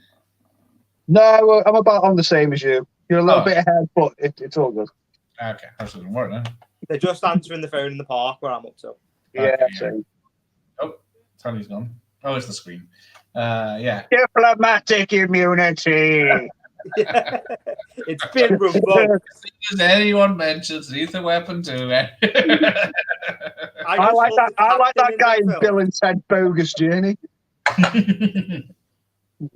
The captain in the Lethal Weapon films was class. He's like, "No, I got a perp with a fucking surfboard where his head." Hello, Captain. You know hey, Captain. I'm Captain. Yeah. You know what this says? Same thing as this, but I don't give a fuck. Throws it at the captain's head. Bow, bow, bow, bow, bow, bow, bow. Yeah, where's that in modern action? I used to love all the saxophone in that, like the fucking when fucking like Murtaugh's house blows up and you just see him on the side of the fucking toilet, it's like. I like the fourth one with the harmonica when it's like. Just those real when they're in the changing rooms and they think Chris Rock's character's gay and he walks through, and Murtaugh's got like he's got in his towel and he just like covers himself up. You're not ashamed of your body, are you? Sophie. So here we go. 4 gallons. Yeah, so you got 3 gallons here, right? So this gives us 5 gallon jug. So yeah, you have to pour the 2 gallons, 3 gallons, 5 gallons, make 3 gallons, and pour that. I don't know. Right. I want to give like a Marty McFly answer. Like instead of like, what the hell's a gigawatt? I want to go, what the hell's a gallon? You actually sounded proper like it then as well. Do you think the bomb would have gone off if they got the water puzzle wrong? No, because he said, "Mate, I'm not a monster," don't he? Oh, no, yeah, because there's kids around and that. Yeah, you're right. Yeah, so that would have. No chance it was accurate as well because it's to the 0, isn't it? They put it on, it's to the 0. Like, no chance of that is accurate. The thing is, though, he blew up a fucking shopping district before that could have been full of kids. So, I mean. Yeah, it never mentions what really happened there, does it? No. Lost it over. Sophie's eating Chinese and making me hungry now. Fancy some Chinese. Oh, he's also in Nowhere to Run, of course. He's with Van Damme. Joss Ackland. I know he's a bad guy in that Nowhere to Run. Yeah, he's there. Him and Ted, what's his name on it? You know, put the lotion in the basket. Yeah, that's him. Guy. I always mix him up with the geezer from Short Circuit 2. You know what I mean? I know what you mean. Oh, take care. Yeah, that goes off to do some work. Reviews. I'll see you. Take care. Sorry if you've already gone. We missed that. I was trying to. I'm gonna call you an asshole. Do I press your people? Where's McAllister? He's frying his nuts on Sunset.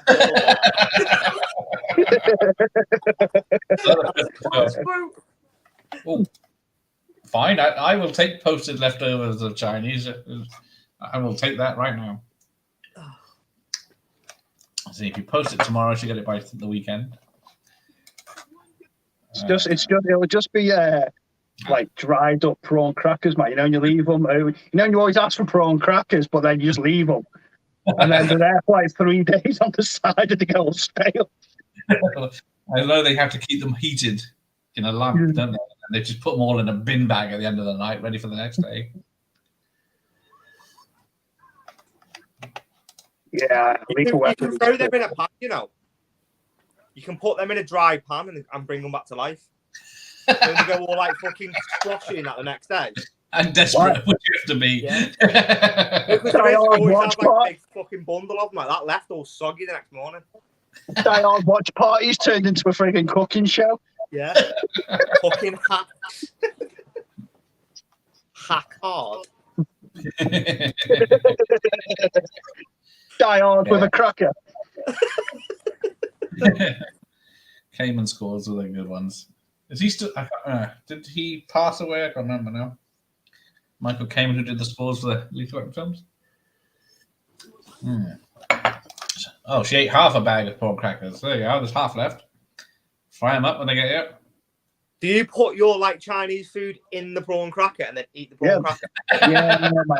Yeah, that's the way.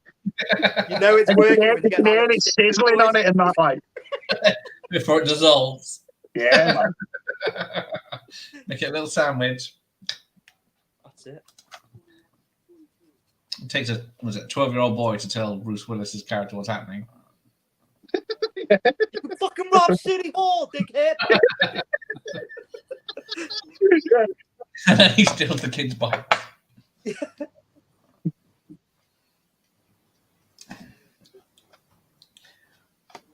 So where are we? Oh, just over the halfway point. Bruce Willis was just going to leave that bomb in the park as well and get off.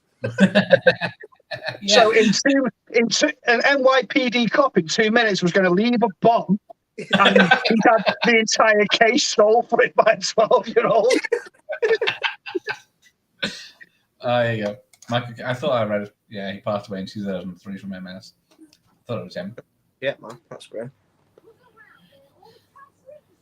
So, yeah. I hate little kids like him. Little Bronx kids. Yeah. Damn, I'm hungry. Just like proper, like telling you how it is, but they're like 8, and you're like, "Fuck me." You need to grow up so I can punch your head.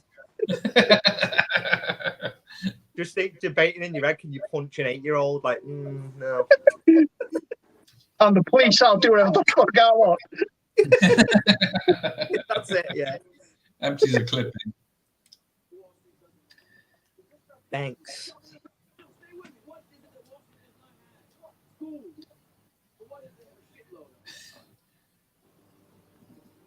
Officer, are you just going to leave it there? Some kid might find it. Well, they're treating it as a real bomb, so maybe it would have gone off.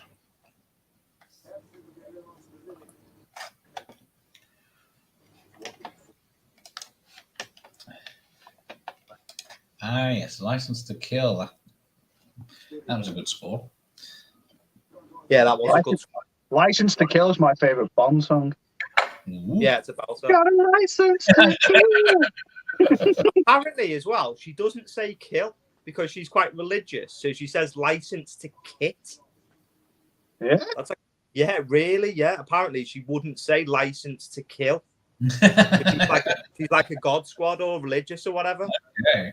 So she has She's got a license to fucking Knight Rider. Cool. Hey, Michael. Hello, 007. Wow. Where the fuck's my Aston Martin?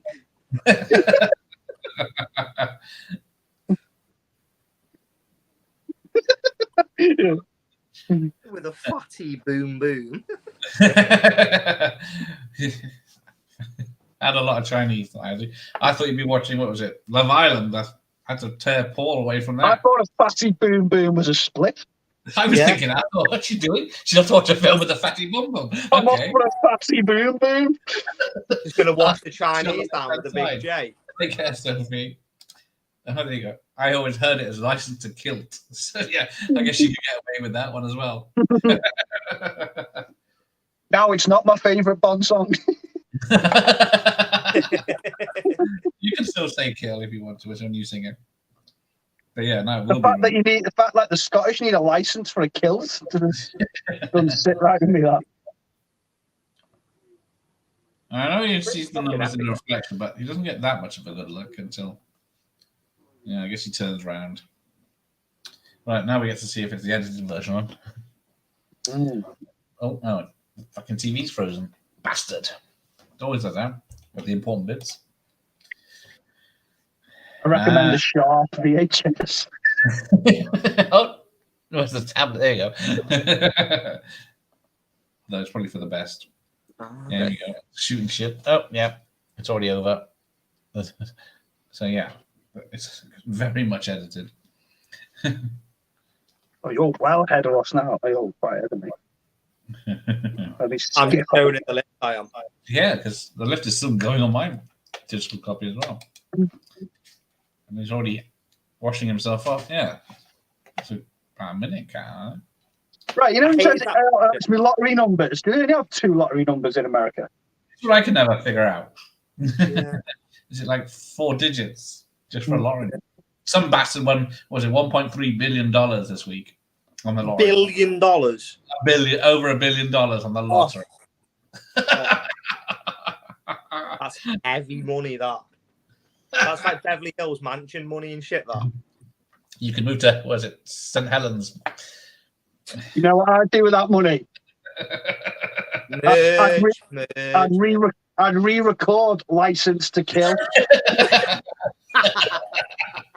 Technically, you probably could with that money. Bang. You can make about 3 Avengers films with that money. I don't need many more, man. Well, we're not getting one for another 2 phases, so. Do you reckon if you won, like that guy could like instantly just become like a film producer now if he wanted to? Oh, yeah. Make your own company, couldn't you? You could, yeah, that money, you could buy the rights to anything. I'd make my own film company, be bankrupt in a week. I'd buy the rights to Rocky and give it to Dolph.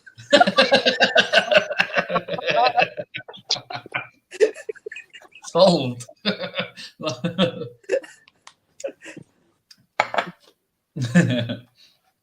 I'd buy Tasties, a top of the range VHS DVD combo. Thank you. One of those huge, like one of the ones off like Scarface, where it's built into like a big rock wall. Oh, thank you.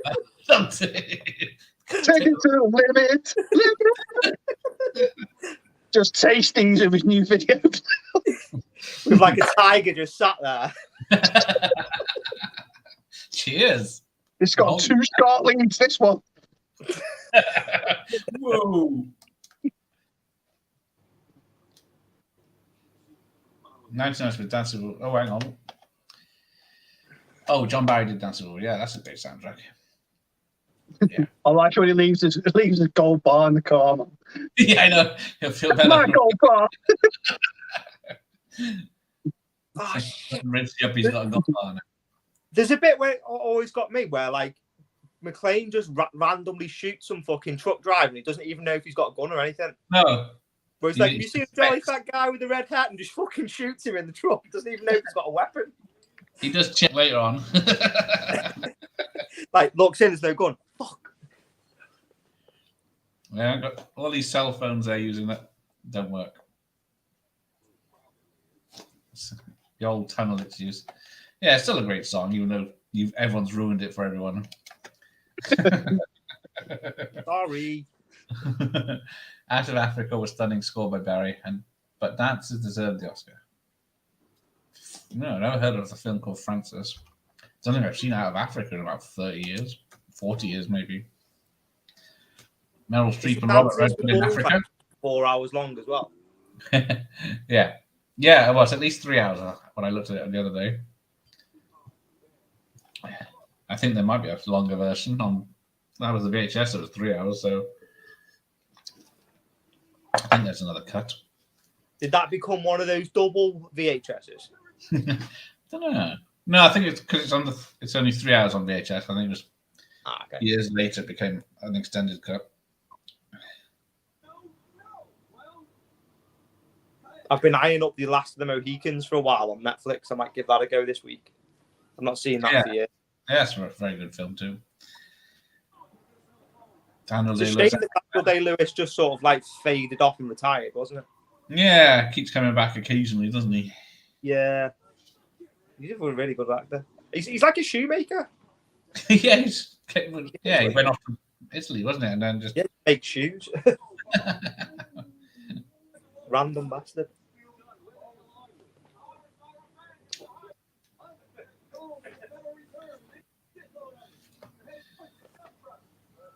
So the thing I don't get is, were they going to kill him anyway at the ball game or the park? Because there's no clues or anything to the president or the school. Yeah. Doesn't he say though? All they're doing is just trying to run him around, and they've sort of got what they want now, haven't they? Yeah. Because he says, "Let Zeus go," doesn't he? but Yeah. get rid of McClane. Let the Samaritan go. Yeah, that's it. Yeah. He's not a monster. I think in the alternate ending, he catches him from the pills that he gives him, doesn't he? He tracks him down from the headache tablets. Yeah, the batch number or something. Yeah. Yeah. Tracks him right there.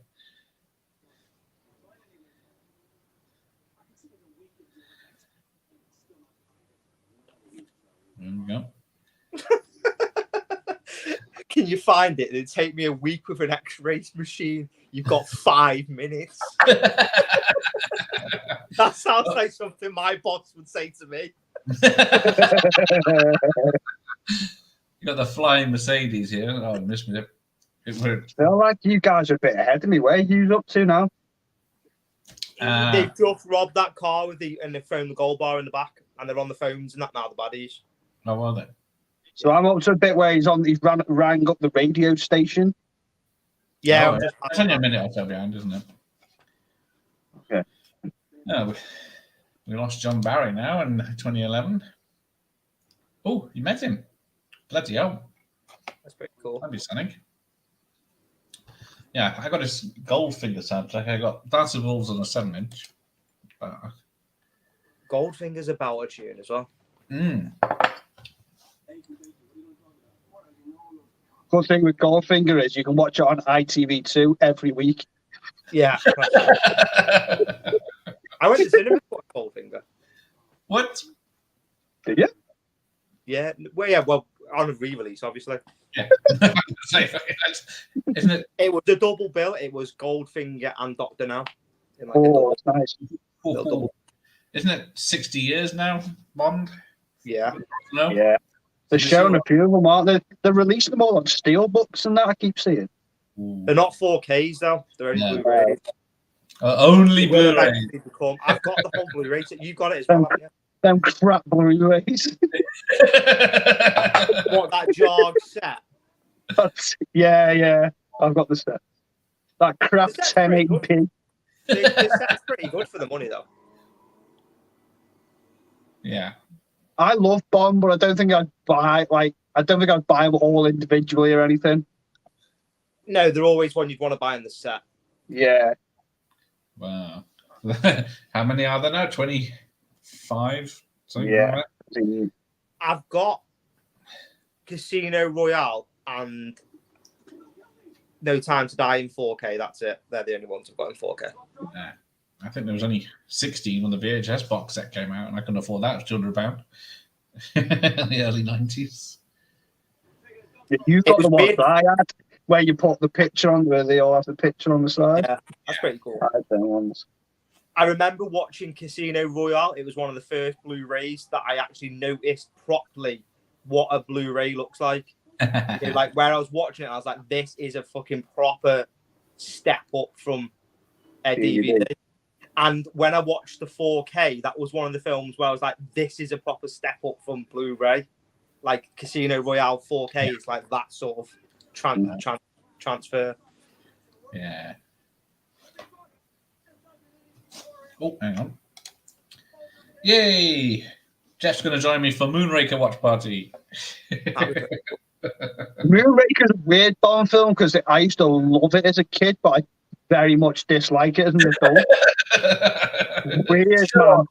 You don't know nothing. You're only a casual Bond fan.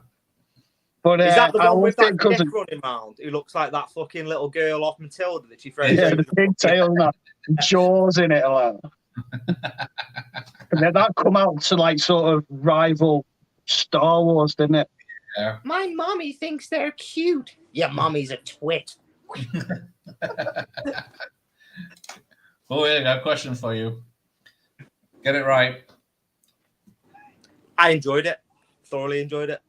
Yeah, I give it a 10 out of 10. Yeah, 5 out Still? of 5. How many times have you seen it? I think it's one of the best Bond films it made. I thought it was an absolute love letter to the entire franchise. I loved it. I saw it coming though, what they were going to do. Yeah, same. I think we sort of went into it knowing what they were going to do, sort of guessing it. So when it happened, it didn't really bother me. It doesn't bother me anyway because I like I like that them 5 films feel like its own beast of a thing. Yeah. Yeah, I just see it as like one collective of movies, just the Daniel Craig era. Yeah, I loved it. You've got to wait, what, 2 years before an announcement is even made on the next one, isn't it? Yeah, I'd rather them sit on it for a bit, sit on it for a few years, let people get excited again. See, I think Pattinson could be a good Bond out of everyone. I'd rather see him be out of anyone else they've suggested. I seen a picture of him the other day in like a full tuxedo with like the suave haircut. I was like, you could easily be Bond. Could he be Bond and Batman at the same time? Is that possible? I guess the physicalities are the same. Jerry, I love Jerry. He knows all the presidents and that, doesn't he? Yeah. Chester A. Arthur. Spy Love Me, Goldfinger, License to Kill, GoldenEye, Quality Bonds. GoldenEye was the very first Bond I seen at the cinema. Ooh, that's the one I haven't seen in the cinema, which is weird. I didn't watch GoldenEye at the cinema either. Yeah, I remember going with me. I think I went with my mate and his dad, if I can remember. Beg your pardon, forgot to knock. That's a sick Bond. I think he's an underrated Bond as well. Living Daylights, I think. Yeah. Ooh. That beginning scene where he like jumps on the little like army truck and that is fucking sick. Yeah. Moonraker's still awesome. We shall see. But he didn't care for No Time to Die.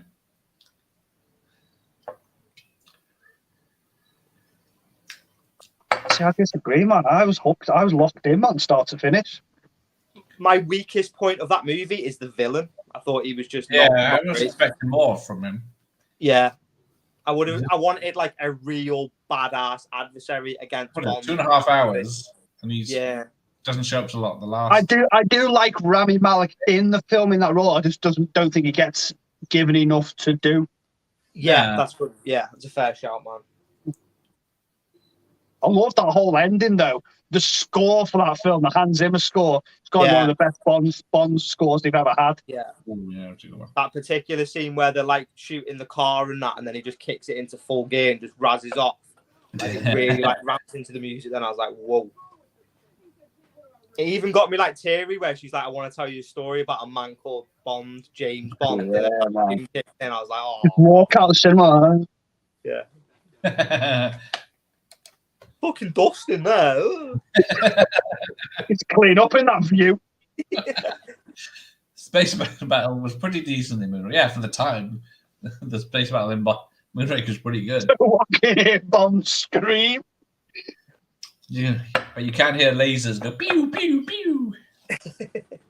Funny enough, there was a PlayStation 2 James Bond game called was it Nightfire, I think, and they sort of replicate that going into space, and that's towards the end of the game. But with Pierce Brosnan's Bond. Oh, I need to play that. Oh, that's it. Apparently this was one of the endings of this in script form. Was the suitcase that they keep carrying around was going to be put on the plane that the bad guys fly away on and blow up, but obviously it was too similar to the second film. Yeah, So they reused it here to blow up the dam, which is a real dam apparently they filmed in that was being built at the time. Yeah, I think you're right, yeah. It must be nice when they get little conveniences like that to just like make things a bit cheaper because it's filmed with fucking loads to make. Lethal Weapon 3, where they have 2 buildings they blew up for real just to capture government buildings that were being blown up anyway. They don't blow up many buildings here, do they? When they retire them, do they? No, they don't. Yeah, imagine if they blew up the Liver building for Batman. Don. Oh, just levels it for a week now. I have to watch it for the 6th time now. What time is it? I've got time tonight. It was nice they called back to the Majesty's Secret Service.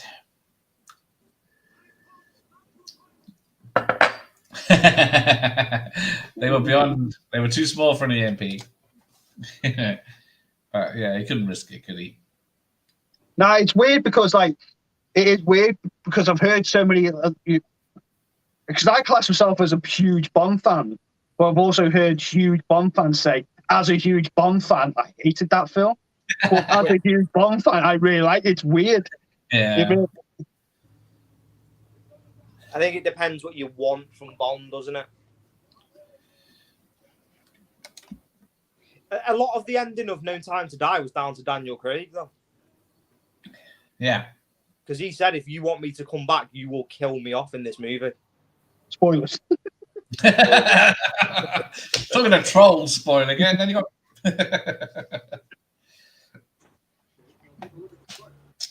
Yeah, I didn't. Yeah, you can see where he loved Vesper more than the time he spent with the. What was it? In all honesty, I haven't got any problem with any of the Daniel Craig Bond films, but for some reason, Bond fans seem to tear like Spectre and you arsehole. And I've watched it over and over again, and I'm watching like I cannot see the problem with the movie. It's weird. I like Quantum as well. Quantum of Solace, Quantum of Solace is probably the weakest of them, but I can still have a kick with it. I still enjoy it. It's still 90 minutes. Fun movie. It only falls flat again because it's got a weak villain, that's all, for me. Like, that Dominic Green was a shit villain. Bit of a coincidence in passing when that water jet throws Bruce Willis out. Makes you laugh this way. You see him flying in the air. Is he like riding the truck down the fucking like? Yeah. Some dodgy CGI. Wow, green screen effects.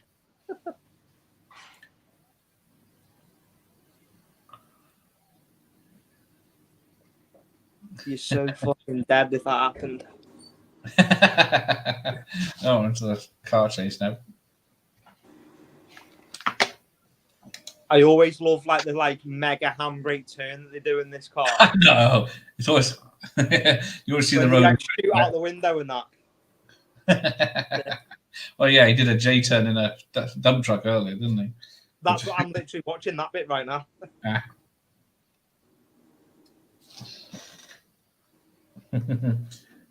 Which I don't think you can do. Gun sound effects sound so much better in 90s action films than they do now. Gun sound effects. Yeah. Yeah, they do. They're like proper like. They sound real. Yeah, it's weird, isn't it? You listen to the gun. I remember I watched a documentary about the John Wick films and how the guns in them films, how they sound and work, and the muzzles just are nothing like how guns actually work. Or sound like.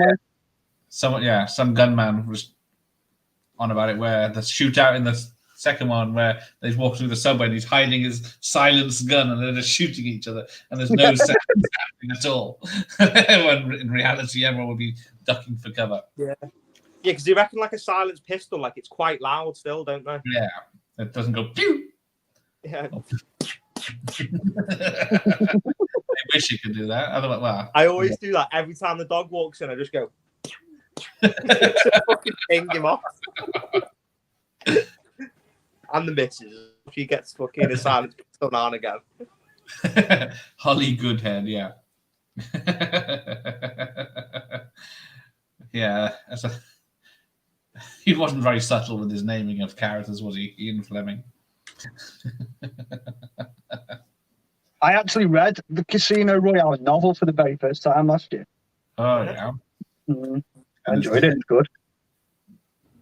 There's a card game in it, at least. I read Goldfinger and From Russia with Love. Ah. They're the only ones that I've read. Proper names, yes. Right, let's see. They're proper products of the time, though, aren't they, those books? Oh, yeah. They wouldn't go down too well today. Isn't there one where Blofeld's dressed in armor, knighted armor in for the whole of the story? Is like one of them, I think. Proper like misogynistic fucking shit. Yeah, I can say he said some womanizing shit in the box, like, doesn't he? I mean, don't get me wrong. Have you seen the what Bond wouldn't be allowed to say today on YouTube, or the Sean Connery stuff when he's slapping him on the arse and that, like. Let the boys talk. Well, yeah. There's a lot of N words in the Live and Let Die book.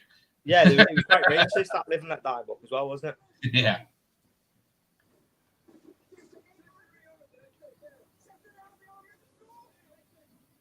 Do you reckon that like the Beretta gun noise is like a soundbite that they just use for like every 80s and 90s movie? Yeah, it does sound like it sounds like the same. It sounds exactly the same as the gun when Clarence Boddicker shooting Lewis at the end of RoboCop. Yeah, it's the exact sound. It's the exact same. It sounds the same as well. Where Riggs is shooting that sniper. Yeah.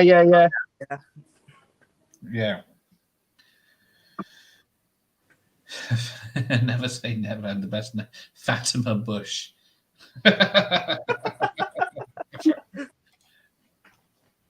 Expect it from like they put Sean Connery's wig on with a prick stick in that film. Like someone had dropped a lollipop down the back of the couch. What's the one when they make him look Asian? Oh, Live Twice. Yeah. Oh, Jesus. They got him in like a kimono and shit, haven't they? He gets waxed, doesn't he? Because Asian men don't have hair or something.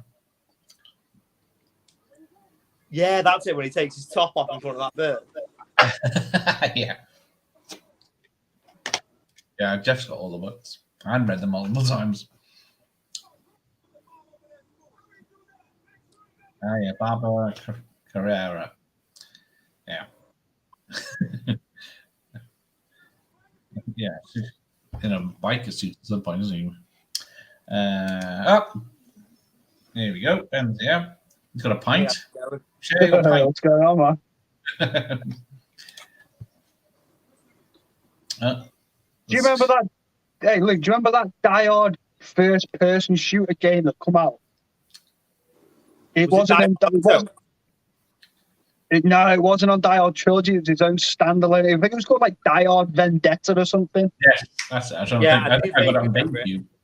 And I remember one of them where it was like it was in Vegas as well. I think that's it. I think that's it. Casinos and that. That was Die Hard Trilogy 2, that. Say again. Die Hard Trilogy 2 Vendetta, wasn't it? No, I feel like Die Hard Trilogy 2. That's on the airport, and that, isn't it? At the start. Yeah, I'm sure Die Hard Trilogy 2 is the one where it's like the first one's where he's running around in the casino. I could be wrong. I don't know. No, if I can remember Die Hard Trilogy, the first game is you just going up the levels of the building. Yeah. In second third one's person. The second one's the light shooting gun, the light gun one, and 3 was the driving one. Yeah. But they released one after that, and I think it might have been on the PS2 or even the Nintendo GameCube. And I'm sure it was called Die Hard Vendetta. Right. Yeah, okay. I'm not sure. I think I've got it. Tasty, you look that up.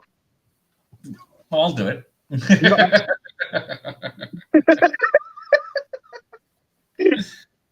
Otherwise, it'll do, only because I'm using my phone and my laptop's got the film on, and it'll drive me nuts. Yes, Vendetta came out on the GameCube. Yeah, that was a game. That was cool, man. That was a good game. Yeah, the story goes. Yeah, PlayStation 2 and Xbox. Is that the one in Vegas, though, Vendetta? I think it where is. He's got his like back to the screen and there's like casino machines in front of him. No, he's got the vest with his back to you, but he's got like the casino machines and like the lights and shit. I'm sure that's a Die Hard game. Oh, that sounds like Rainbow Six. Yeah, it's like Rainbow Six, but like I'm fucking sure it was. So, taking place after the films, McClane's daughter Lucy is in LAPD, and she's a knobhead. His daughter Lucy.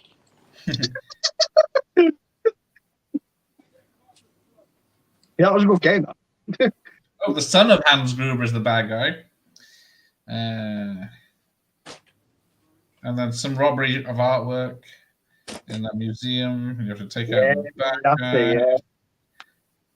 Dick Thornburg's in it. Yeah. I'm pretty sure he comes back for it as well. The guy does. Boulevard. a lot of That's story. the last Die Hard game I can remember. That I don't think they've done one since then. I think, yeah, there was a. Oh, actually, yeah, the movie has moved to South Carolina for filming now. Hang on. Yeah, I was just looking at that bit on the screen. The subtitles wrong right at that time. Hey, Mike's here. How are you, Mike? Hey, Going on, man. From the US. Dutch is here from the Netherlands. We are enjoying this movie. How's it going, Dutch? We're watching Die Hard, but talking about James Bond, man. So it's Yeah, it seems to be a lot of Bond. The Bond stream. Right, wax on, wax off. Yeah, Connery had a fantastic hairpiece. Yeah, Hunt for him. I feel that's a massive bit. Connery's booting off, and then his fucking wig just burst into flames. right. This one time I got so angry, my hair exploded into fire. This MP5 that Samuel Jackson has, MP5 is an underrated automatic weapon. You don't see them in films anymore. Every motherfucker had an MP5 back in the 80s and 90s. That is true. I like they moved that guy that's in two pieces, but there's going to be a lot of blood that will be unexplained. There was a nice, like, sounding MP5 in Die Hard 2. Like, it proper, like, crackled. Yeah, because they have one with blanks in Die Hard 2, don't they? With what, sorry? Blanks. Yeah, that's right, yeah. That's like the little stubby one with the handle at the front, isn't it? Yeah. What's it called? An MP5. Oh, I think, yeah. What's the one? What's the bad blonde guy have in the first Die Hard? That Dire R. Yeah, sprayer, yeah. Yeah, that's some good sound effects in that one. Yeah. Yeah, Die Hard's got seriously good sound effects for the weapons, the first one. What movie is it when somebody says something about, oh, they had AK-47s and he's getting interrogated and they're like, how do you know what an AK-47 is? And he goes, anyone who's seen a decent 90s or 80s action movie knows what an AK-47 is. It's a Denzel Washington film. It's the Denzel... Oh, what is it called? No, it's when he's a cop and he's and the bank gets robbed in it or something. Inside Man. Yeah, that's the one. Oh, that's a good film. That is. Yeah, that's straight to video sequel it has as well. I think. Yeah, we're all talking about something else. Yeah, another John McTiernan film. As a Russian captain with a Scottish accent, he spent some time in Scotland. There's a naval base, so he picked up an accent. Connery is in The Rock. Oh, is Connery Bond in The Rock? That's a question. People say yes, no. Two schools of thought on that one. Yeah, it is a cool theory. It is pretty much set up to be him, isn't it? It is a cool theory. Hey, DVD and film books here. Let's go. Oh, there's Sam Phillips again. Mute. So I guess they had a singer who's just a mute in the film. Yeah, that's weird, isn't it? That's weird. So what we got? Too much. Oh yeah, I played that from Russia Love video game, but yeah, he did the voiceover. That was really cool of him to come back for that. I probably got that up there somewhere in the back, but I'm not digging it out. I think I only made it halfway through that one. Ooh. I don't know if it's popular to prefer bad one. Yeah, either way around is all right with everyone. I prefer one. Depends what time. Yeah, like I said, I think one is a better movie, but I love this one equally because I said at the start, it come out when I was sort of really getting into movies and it felt like my Die Hard film. Like it was. Yeah. Nostalgia holds a lot of weight, doesn't it? Yeah, I felt like this, like my mum rented it out for me. Like, yeah, this is my Die Hard, this now, motherfuckers. Keep your dad's Die Hard. Keep your dad's Die Hard. I've got my Die Hard now. Have you two seen Zardoz with Sean Connery? That's not the one where he's got the long hair and the weird fucking like Nappy. get out with the underpants on? Yeah. No, I've not. I know what it is, but I've not seen it. It's not a terrible film. It's very thought provoking, but yeah, everyone can't get past him, and then orange nappy. What's that fucking weird one where he's like a prison guard in some like space outlet thing? Is it called like Outlaw or something like that? Outland, where yeah, he's a security police on a like a space mining. prison, isn't it? Yeah. Say what's a proper underrated Connery film? Entrapment. Mate, that bit where Zeta Jones is better than positions. Oh so my nothing God. to do with Connery. Nothing to do with Connery. Oh yeah. No one's asked about it, isn't it? Ending I around. didn't know Sean Connery was in it. Yeah, he was like 70 and she was 20 something. Michael Douglas's old ass was like, she man. They're all three, yeah. So all three originals are worth a watch, aren't they? I mean, it's going to sound cliche as hell to say it. I feel cringy even saying it, but they just don't make films like this anymore. Like it is. I just don't see films like this anymore. Shut up, Granddad. Yeah. Back in my day, we had Bruce Willis, son of Nakatomi. I can tell you the difference between an AK-47 and an MP5. Now all your action stars are running around with shields and spraying webs everywhere. I think that's why I enjoyed that Grey Man so much. I was going to say Grey Man, yeah. That he's getting severely bombed with reviews. I'm like, what are you watching this film? I know. I don't get it. No. I put in my review for that. This is the type of film that 10-year-old Paul would have asked his mum to rent out from Blockbuster. Yeah, definitely. It's like a love letter to these 90s movies. That's exactly what I felt watching it. Yeah, I did. It just took me away. It was like, yeah, it's leave your brain at the door. But most of these movies are. Do you know what I mean? It just felt like it was. But that's the thing. That wasn't a coin phrase. Like Die Hard's a leave your brain at the door movie, but that makes it sound like it's not a good film. Yeah. No, it's just it's true escapism. Yeah. Yeah. You know, when it's not not real whatsoever. You can just close curtains, like you always say, cold drink, popcorn, and just be taken away somewhere else. Yeah. You know, it doesn't have to be like a political statement piece. It doesn't have to have say this or that or anything. I just want to see people getting shot, getting blown up, and like a dude being put into like really impossible situations and fucking surviving. Yeah. I think that phrase, that leave your brain at the door, really like diminishes some movies because it makes it come across like it's a film you can't give a good rating to. Just because it's that's a good shout. To be fair, maybe I won't use that phrase. No, we say, but when we say, we know what we mean. Yeah, people will use that as like, oh, just leave, just leave your brain at the door. In it or anything like that. Yeah. There's a million thought-provoking films that you can go and watch. Yeah. Did you see Harrison Ford in K-19, The Widowmaker, with where he's a Russian sub-captain with Liam Neeson, I think it is? Yeah.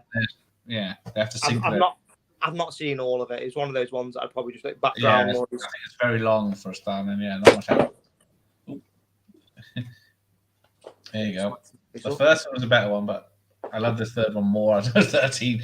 Oh, fuck, 13? Yeah. Get off, young'uns. Oh, we've lost Luke. There's a few like franchise films I feel like that. Like I know the original one's better, but because it come out when I was at the right age, I've got like loads of nostalgia for it. Quite a few films like that.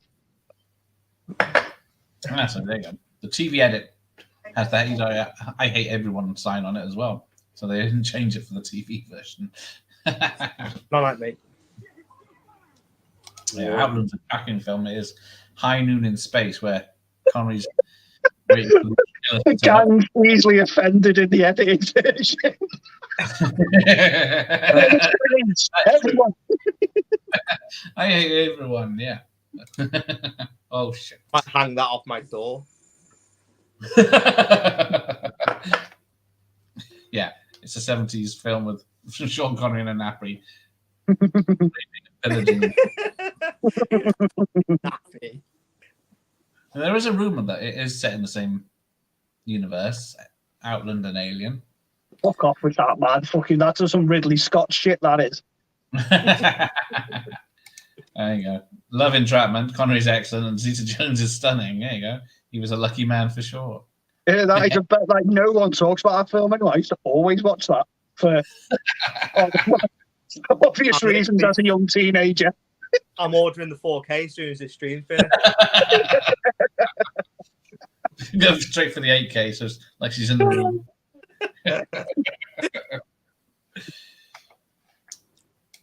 I remember that. Have you ever seen Family Business with Connery and Dustin Hoffman? It was probably like 1990 or 91. No. Connery plays Dustin Hoffman's dad, and they're like petty thieves. I thought that was one of like the fucking. Remember the Bronson films? Didn't he do like Family of like Cops or some shit like that one? It wasn't, yeah. There's about 3 Family of Cops TV movies, isn't there? Yeah. Sean Connery is sort of one of them actors where I never really gravitated towards his movies outside the Bond films. It just happened if he was in a film that I was watching. I was like, oh, it's the new Connery movie. Let's go. Dragonheart. Yeah, he did the voice, didn't he? Yeah. Yeah. So about 4 or 5 of those. I remember when I was a little kid, I used to be obsessed with Bond, but Marnie came on one day. And I was like, oh, yes, Bond's on. So I just sat down with my feet up like that. It's just like some fucking like Hitchcock romance film. I was like, when's he going to start shooting people? Where's the gadgets? Where's the cops? He's just sat on a train having a chat with some bird the whole fucking film.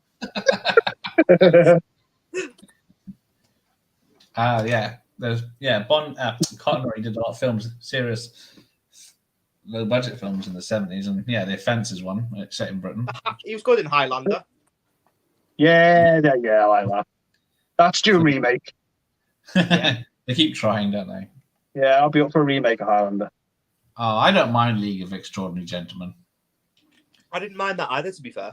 No, I didn't. I've probably not watched it since it first come out, so I don't know if it holds up. But I remember going to watch it. Well, he did He did the Hill, which is one of the 50s one he did in black and white, I think. Oh, Ben's 40 next month. Oh dear. It's all uphill now. The Hill is super brilliant. Okay, I need to watch that. I haven't seen it for a long time. It is 100%. There you go. Bronson says it is. I've never seen Zardoz. I think if you can get past the ridiculous, campy 70s stuff of it, it's actually a good film. Untouchables, he was good in as well. Yeah. Oh, did he win an Untouchables? Did you see Connery and Shalako? Oh, I didn't know that. Doesn't ring a bell.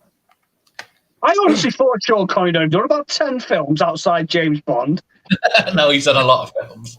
What's that one that he did with Wesley Snipes where they go to Japan? Oh, Rising Sun. No, it's in LA, but it is dealing with Japanese businessmen. It's a murder mystery. That's it, yeah. Yeah, that's a good one. It's like a good cop thriller, that one, isn't it? Mentor role again.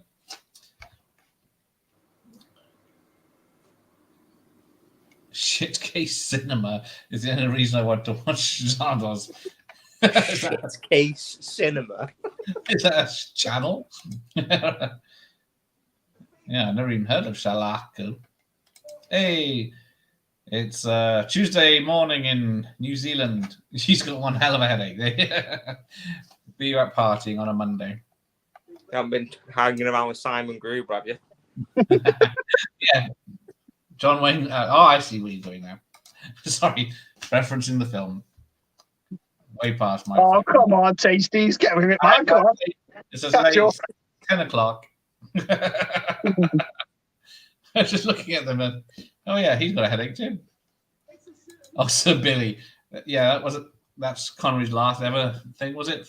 Voicing some Scottish animation he did about 15 years ago. It's some ropey 3D computer generated some TV show for kids. Oh, I thought it was in black and white. Why have I seen the pictures in black and white at the hill then? They used all the budget for Thunderbolt. Oh, DMC hasn't seen Zardoz either. No one's seen Zardoz. Oh, yeah. Rising Sun is a great one. Yeah, I've not seen that for time. What's everyone's favourite Samuel Jackson movie? That isn't Pulp Fiction. Probably. Oh, this. The Last Boy. No, what's it called? On Kiss Goodnight. Yeah, yes, that's a good one. That's a good film. Oh, this. Last time I got a blowjob, candy bars cost a nickel.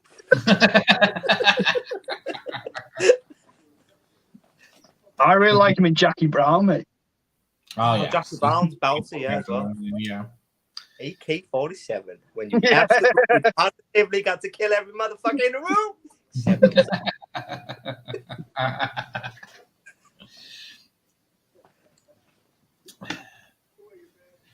I feel like Tarantino brings the best out of his actors, especially like Samuel L. Jackson. They really want to perform well for him, don't they? He's good in Django as well. I was going to say a line from that film, but I will not. No,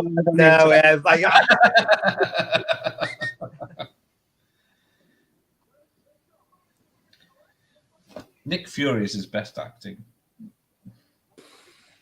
Debatable.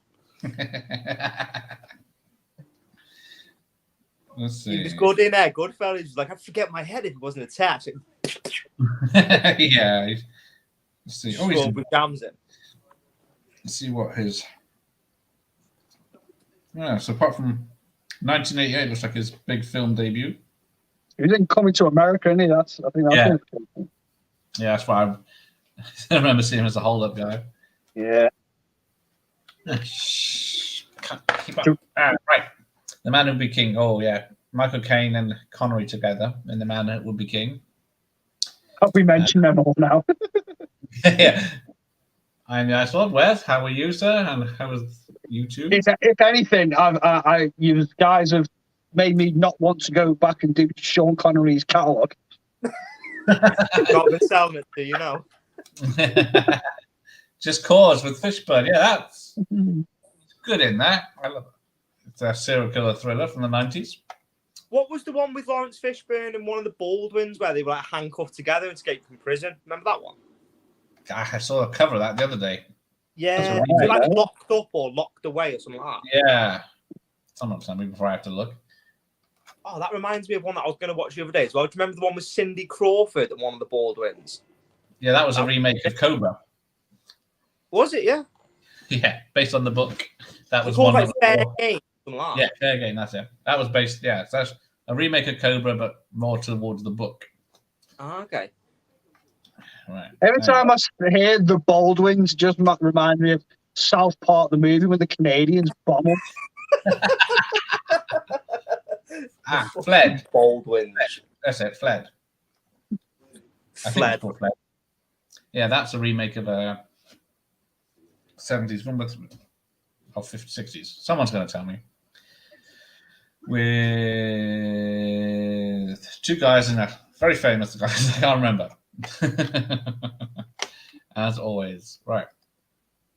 This guy's profile picture looks like, the pictures you see on the news from like court. You'd be like It looks like him who plays the bad guy in Mission Impossible 3. What's his name? The one who died in the smash. Seymour Hoffman. Yeah. Not even God knows what you're doing. Yeah. Jackie Brown. Yeah, thumbs up for that. Yeah, Hateful Eight was a very... That's an underrated film, Hateful Eight. I absolutely adore that movie. Brilliant film. Is there an extended cut of that, or is it? Am I thinking of something else? Yeah. In America, they turned Django into like a 5-part miniseries. That's a TV shit. That's what I'm thinking of, Django. Did they? Yeah. Oh, if you remember, after this, there's this like I think it's the last VHS or last DVD shop in Paris or somewhere in France, and they get people to go there. And the one I watched the other day was Brad Pitt was in there. And they're just like randomly talking about like movies off the shelf and that. It's really interesting. And he just comes across as like a really sound bloke. And he's like asking the camera guy, like, oh, what's your favourite film from in here? And like they're getting out and chatting about movies. And he talks about it in that one, like miniseries. Electric Geek did, only Andy did a similar one. Oh, did he? Yeah. Yeah, so there's like a video, like the last video shop near to where he lives, and he interviewed the owner of it. And that's quite good. That's fucking cool, man. I like to check that out. It's not a video shop, it's a DVD shop. Oh, yeah. But yeah, what do you think of the alternate ending to Die Hard? Which one should we be watching? Alternate ending, I reckon. Yeah. I just think it's a bit more oomph to it. The alternate ending's one with the rocket launcher, right? Yeah. Yeah. I like it. I said at the start, didn't I? I said, I wish I didn't know it existed. Yeah. It doesn't fit though, to be fair. Yeah, it does seem a bit too over the top. Yeah. If you like. It does fit with it. It's because he doesn't even look like McClane in that bit either. He's got like a weird bald head. Yeah, this is the reshoot. Yeah. Good. Doing better. I bet if you watch like Oliver Harper's retrospective reviews, you'd find out that they came into like money troubles at the end or something. They had to cut the big finale short or some shit like that. Yeah. It is very abrupt. Fled. Yeah. What? Found a Sean Connery in a wedding dress. He is dressed as a giant teddy bear in the Avengers film. Defiant Ones. That's it. That's what Fled was remake. Curtis and Poitier. Yeah, there you go. Woody Allen. I don't see that. There you go. He has been compared to Philip Seymour. There you go. She's good. Sidney Poitier's daughter is good in Death Proof. She's cool. Yeah, has she been anything else since? Don't think so. No, I haven't seen her for anything. Well, I haven't seen her or anything. There you go. That's the French TV channel with the item video store. There you go. It's really worth watching the one with Brad Pitt, though. They talk about their inspiration for this new Bullet Train movie. Yes. How the early Jackie Chan films are like a big inspiration for the fight scenes and all that on it. He's with the fight choreographer, and him and Brad Pitt are just in the store chatting shit about films. It's good. That movie is either going to be the worst film of the year or one of the best films of the year. I can't quite put my finger on what it is yet. I'm hoping it's good at least. I'm debating going to watch it, to be fair. Same. I can't tell if the trailers it looks crap or it looks amazing. It's weird. I can't. Take care, Jeff. Back to work. See you, bud. He's an hour ahead of us, but still working. Yeah. He's nothing like Woody Allen. But yeah, this must have been an expensive reshoot. We've got helicopters and trucks. 2 helicopters. And it's supposed to be they've flown straight from where they were treated for the explosion. That's why they're in a non-military helicopter. And he's brought Samuel L. Jackson along. Run, motherfucker, the exterminators are here. I wonder if, like, ever in, like, American, like, cop history, there's ever been a time where, like, there's a random just civilian been taken on some, like, mad adventure through the night where people have been shot and explosions. Someone will be in a lot of trouble, wouldn't they? It's got to have happened in America, though, hasn't it? Yeah. Yeah, even in Cops, the TV show, they had to sign waivers and everything, didn't they? But yeah, they would just pick up someone that was involved in the situation, fly them up to Canada. They don't know. I always think that, like, in America, right? Like, in all these American cop films, they always run around in their own rig and their own gear. Like, surely you've got to wear the uniform. Not if you're not a beat cop. Well, like Will Smith in Bad Boys with his own Porsches and stuff like that. Should have done that. Eddie Murphy used his head though and got all that shit for free off the captain, didn't he? Yeah. Takes it from fucking. I wonder why they never got Holly back for any of these movies. Well, she didn't want to. Well, the actress didn't want to be in this one, but I don't know who's the. I don't know if it's her voice on the phone, but yeah. Who's his daughter in the Mary Elizabeth? Weinstein? Yeah. She's in the director's cut of the fifth one, is she? Or she cut out of the director's cut? I can't remember which way around it is. I think she's at the very start. She sees him Yeah, at the she's airport. talking to. I think. So yeah. She's in that Bonnie Bedelia. She's in Salem's Lot. Yeah. Remake of that's coming out soon, isn't it? It's been delayed a year, hasn't it, or something? Oh, was it? Yeah. Or a while. Hasn't that Evil Dead been put back as well? Yeah. Bloody hell. Yeah.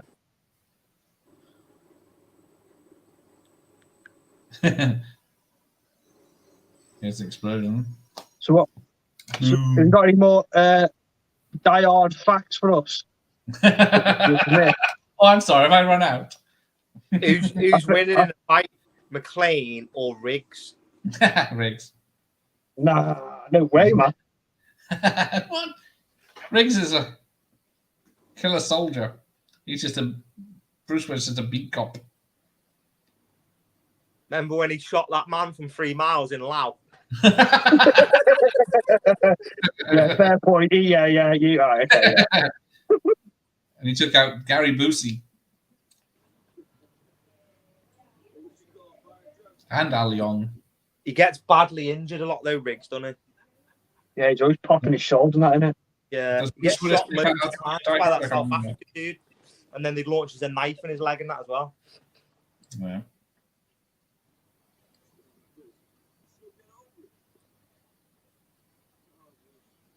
Ass first breaks the fall. I wonder why it took him so long to get 4 off the ground of this. Yeah, this was. What's the jump, like 20 years or something? 15 years? Not that much, is it? No. It's about 10 years, maybe a bit longer. Well, No, yeah. it's 2010 or something like that. 15 years, Typically it doesn't take. Live Free or Die, 2007, so it was like 12 years. Yeah. It's not well, I suppose it is quite far, isn't it? Live Free or Die. Well, Hard. considering you said this was the most money-making film of the year, is that what you said earlier? Yeah. You think they would have gone straight in for a 4th one? The 5th one is an embarrassment. Okay, who owns the 5th Die Hard on physical media? I don't know. I don't own any of them on physical media, which I'm embarrassed to say. You should be. I I don't own any Lethal Weapons either, and I don't know why. Because I love them, just never got around to buying them. I probably got them on DVD. I just never couldn't get a decent Die Hard box set for ages on Blu-ray. Nah, yeah. I guess yeah. Box sets are tricky, but now they're all on Disney Plus. That's it, man. I could just go to the Mickey Mouse and watch Die Hard now. That's something I never thought 5 years ago. So I watch Die Hard on Disney Plus. What do you want to watch? Hannah Montana or Die Hard? Montana. Oh, that's more on that. It's just come up straight away. Although, yeah, well, to be fair, the last explosion in Last Boy Scout does look a bit fake when the house blows up in the background when they're looking from the stadium. Not seen that for a long time. When the main boss in it keeps calling him Joseph, and he's like, "This dickhead keeps calling me by my first name."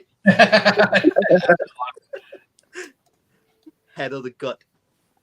What would I rather watch? Die on the public toilet or die on in the garden centre? Public toilet. I mean, I'd probably go garden centre to be fair, man. It'd be quite chill. There's a lot of weapons you could use. Being up next to the pansies watching fucking Die Hard. Yeah, man, why not? Yeah, I think he means the film set in a public toilet or set in a garden centre. Oh, that case, a public toilet.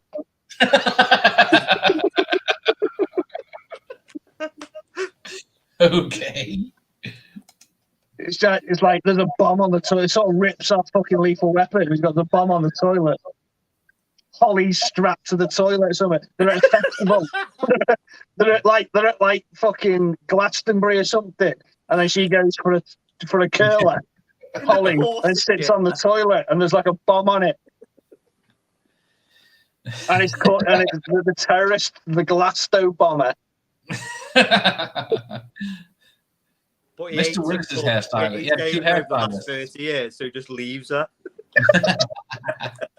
Bruce Willis is like, man, I'm watching Metallica, fuck off. Bruce Willis is just walking around confused. Just trying to get to a £quarter burger van. Taking no card, just cash.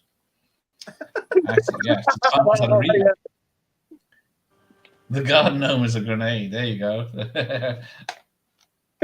Just sat off in the little boat with a grenade. You got all 4 on DVD. 3rd one on Blu-ray and Laserdisc. Well, I got 4. I got the 4th one on a separate DVD. I think I got a box set with 4 in. I'm gonna have to buy them, man. I feel sitting here saying I'm a big Die Hard fan. I've got any of them. Die Hard's always in like the 3 for 34Ks as well. Yeah, it is. Yeah, you know what? I might put it on my sort of Christmas list and watch it over Christmas. Yeah, fucking fella. Oh, it's on DVD. Oh, I got Die Hard 1 on VHS, DVD, and Blu-ray. You can get them. I bought Die Hard 4 for like 50p from CX on Blu-ray. I can imagine CX have got like 1 million of them in the warehouse. Yeah. The Die Hard section. Die Hard 4.0, you mean? Yeah, that's right. Yeah, I'm looking at it right now. Live Free Die Harder. I prefer that name. Live Free Die Hard. Yeah. I guess it just means nothing to anyone outside the US. There's some fucking. I remember there's a line in Die Hard 4 where he's like, "We're going to do something that was invented in the 80s. It's called jogging." I like it when he's that. What's his name? It's Justin Long. When his room's getting all fucked up and all his action figures are all blowing his spawn action figures and that. I'm like, that's what I'd be like. We all feel for him. Yeah. Play with dolls, just snaps the arm off his spawn. Action figure.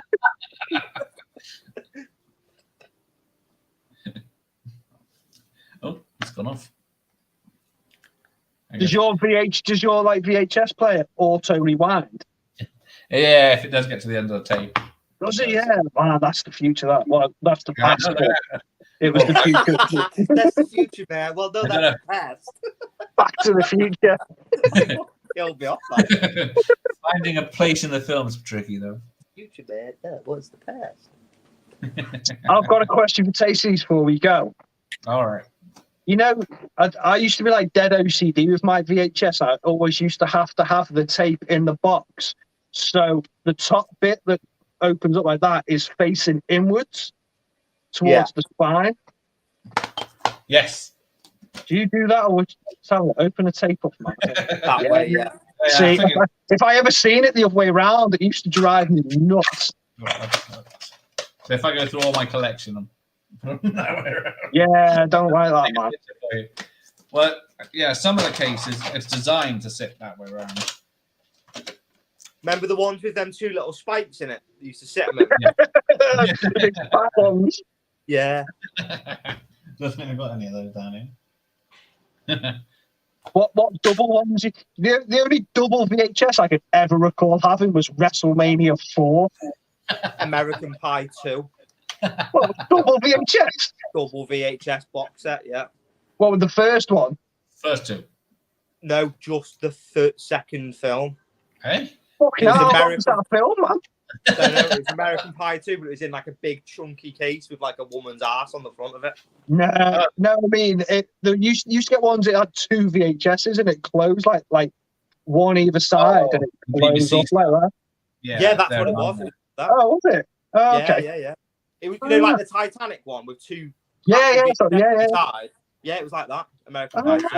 I don't know whether it may have been a special features fucking video edition with the video with it. I don't think it was actually 2 films. But I remember it was in the chunky case and that came with 2 cassettes. Yeah.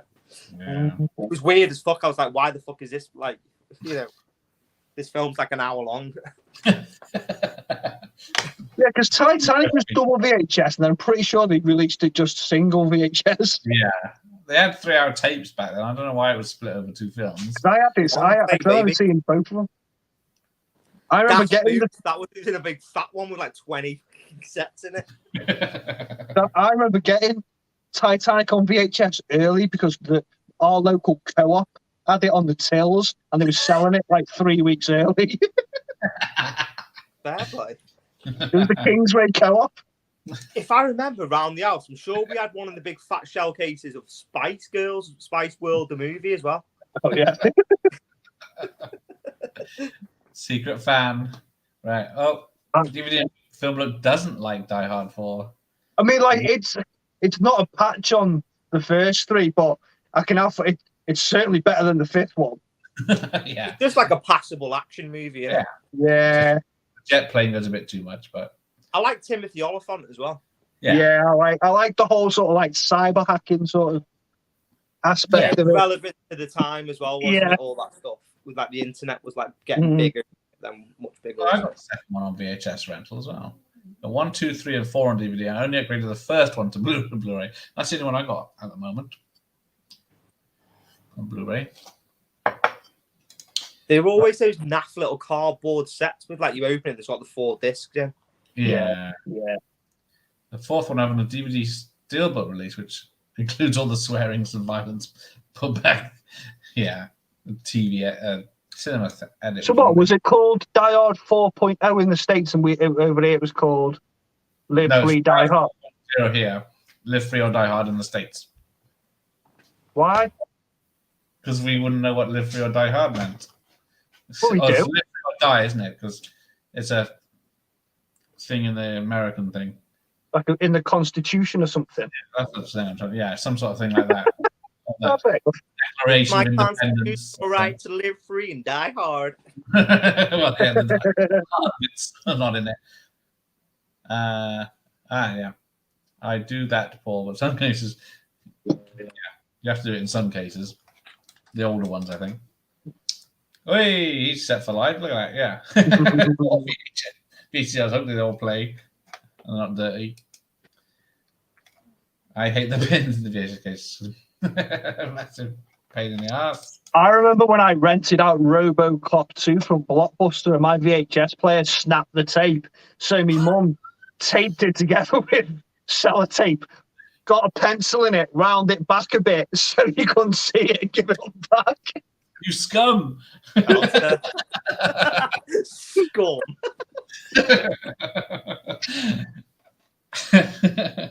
So whenever it got to that scene in RoboCop, the next person who rented it got to that bit where they were showing all the mad RoboCops that malfunctioning, just skipped over that. Did it actually work and just like roll past that bit and then start working again? I don't know if it ever worked. I don't know. She just rolled him back. So place, it would work. If it's a straight cut and she taped it on the back, it would probably just fuzz a minute. And then I don't know. I think she just like sort of went round it. But if she twisted it, it's not going to work again. Oh dear. Yeah, I wonder what they can do about that. Because if you take it to the shop, someone else rents it, and then says, "Hang on, this is knackered. I can't watch this." They've got no comeback to the person that broke it, have they? Well, I don't know. They might have had it on record. I don't know. Yeah, the TAMBS household is banned. The last people who had it. Big picture up in Avid video there. Oh, fuck. Banned for life. cut up your membership card when you come back in. Picture me like that. Yeah, I don't have any steelbooks of Die Hard. I haven't seen any of those. I've never seen a Die Hard steelbook, if I'm going to be honest. I'm Yeah. sure there's one with like it's black with a red gun on it, and the gun's the Nakatomi Plaza. Oh, yeah, I like that. I think so. It's either a picture that I've seen or a steelbook. Can't remember. The old Godfathers, yeah, they're long films. So they're 2 tapes. The The original. Godfather films are spread over 2 sleeps for me. Oh! Oh, there you go. That DVD had a limited release. 2007 was what, 15 years ago? Yes. Let's say yes. Fast maths. Yeah, there you go. Some Parsons video heads. Hey, do you remember them like video VHS cleaners you could get with like the liquid stuff in them and that? Like, Mate, I've got one. Yeah. Mate, my thingy was totally fucked, man, until I used that. It worked first time. I was like, Yeah. I remember my very first video camera as well. You got the little tapes and you can put them in big tapes and then put them in. Genius, see? Technology at its best. What an age we lived in, man. These discs now are crap, man. The only time I ever do that is to splice it back onto the. Oh, okay. So, yeah, I fixed a few tapes in my time. Just where it's split and. Mangled tapes, man. Do you remember mangled tapes? I remember Beetlejuice mangled in our house. You know what was quite weird? You know, it was quite kind of funny story. You know, if you'd watch the same scene over and over again on VHS, it'd start like getting a little fuzzy. Yeah, so basic instinct in our house. My mum got onto what I was doing with that movie. It just goes to like She black watching and it. white as soon as that scene comes on.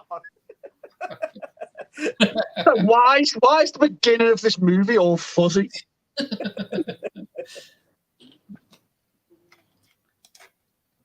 Yeah.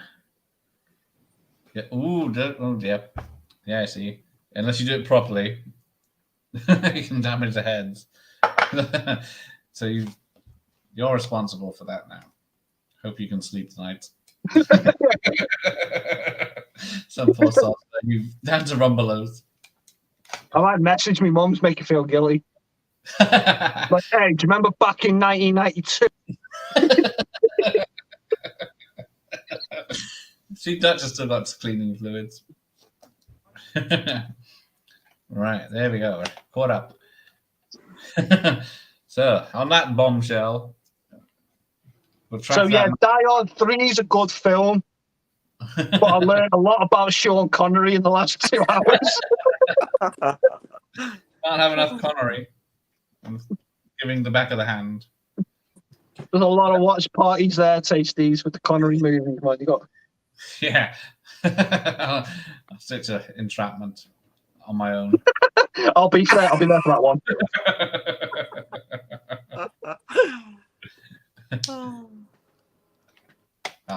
You had a few cleaning tapes, but they were tossed. All right. Good night. Good night, Ben. Take it easy, man. Good night, everyone else. I cleaned videos properly, yeah. Ooh, yeah, that is doing it very proper. I wish I had time to do it that way. I should just blow it in the VHS to clean it, be like. It's not a Nintendo. Worked a job. No, literally inside the player. Yeah, it's found that now. Good to go. Get Commando in. Let's go. Well, thanks, my guests, Paul and Luke, for joining me on this one.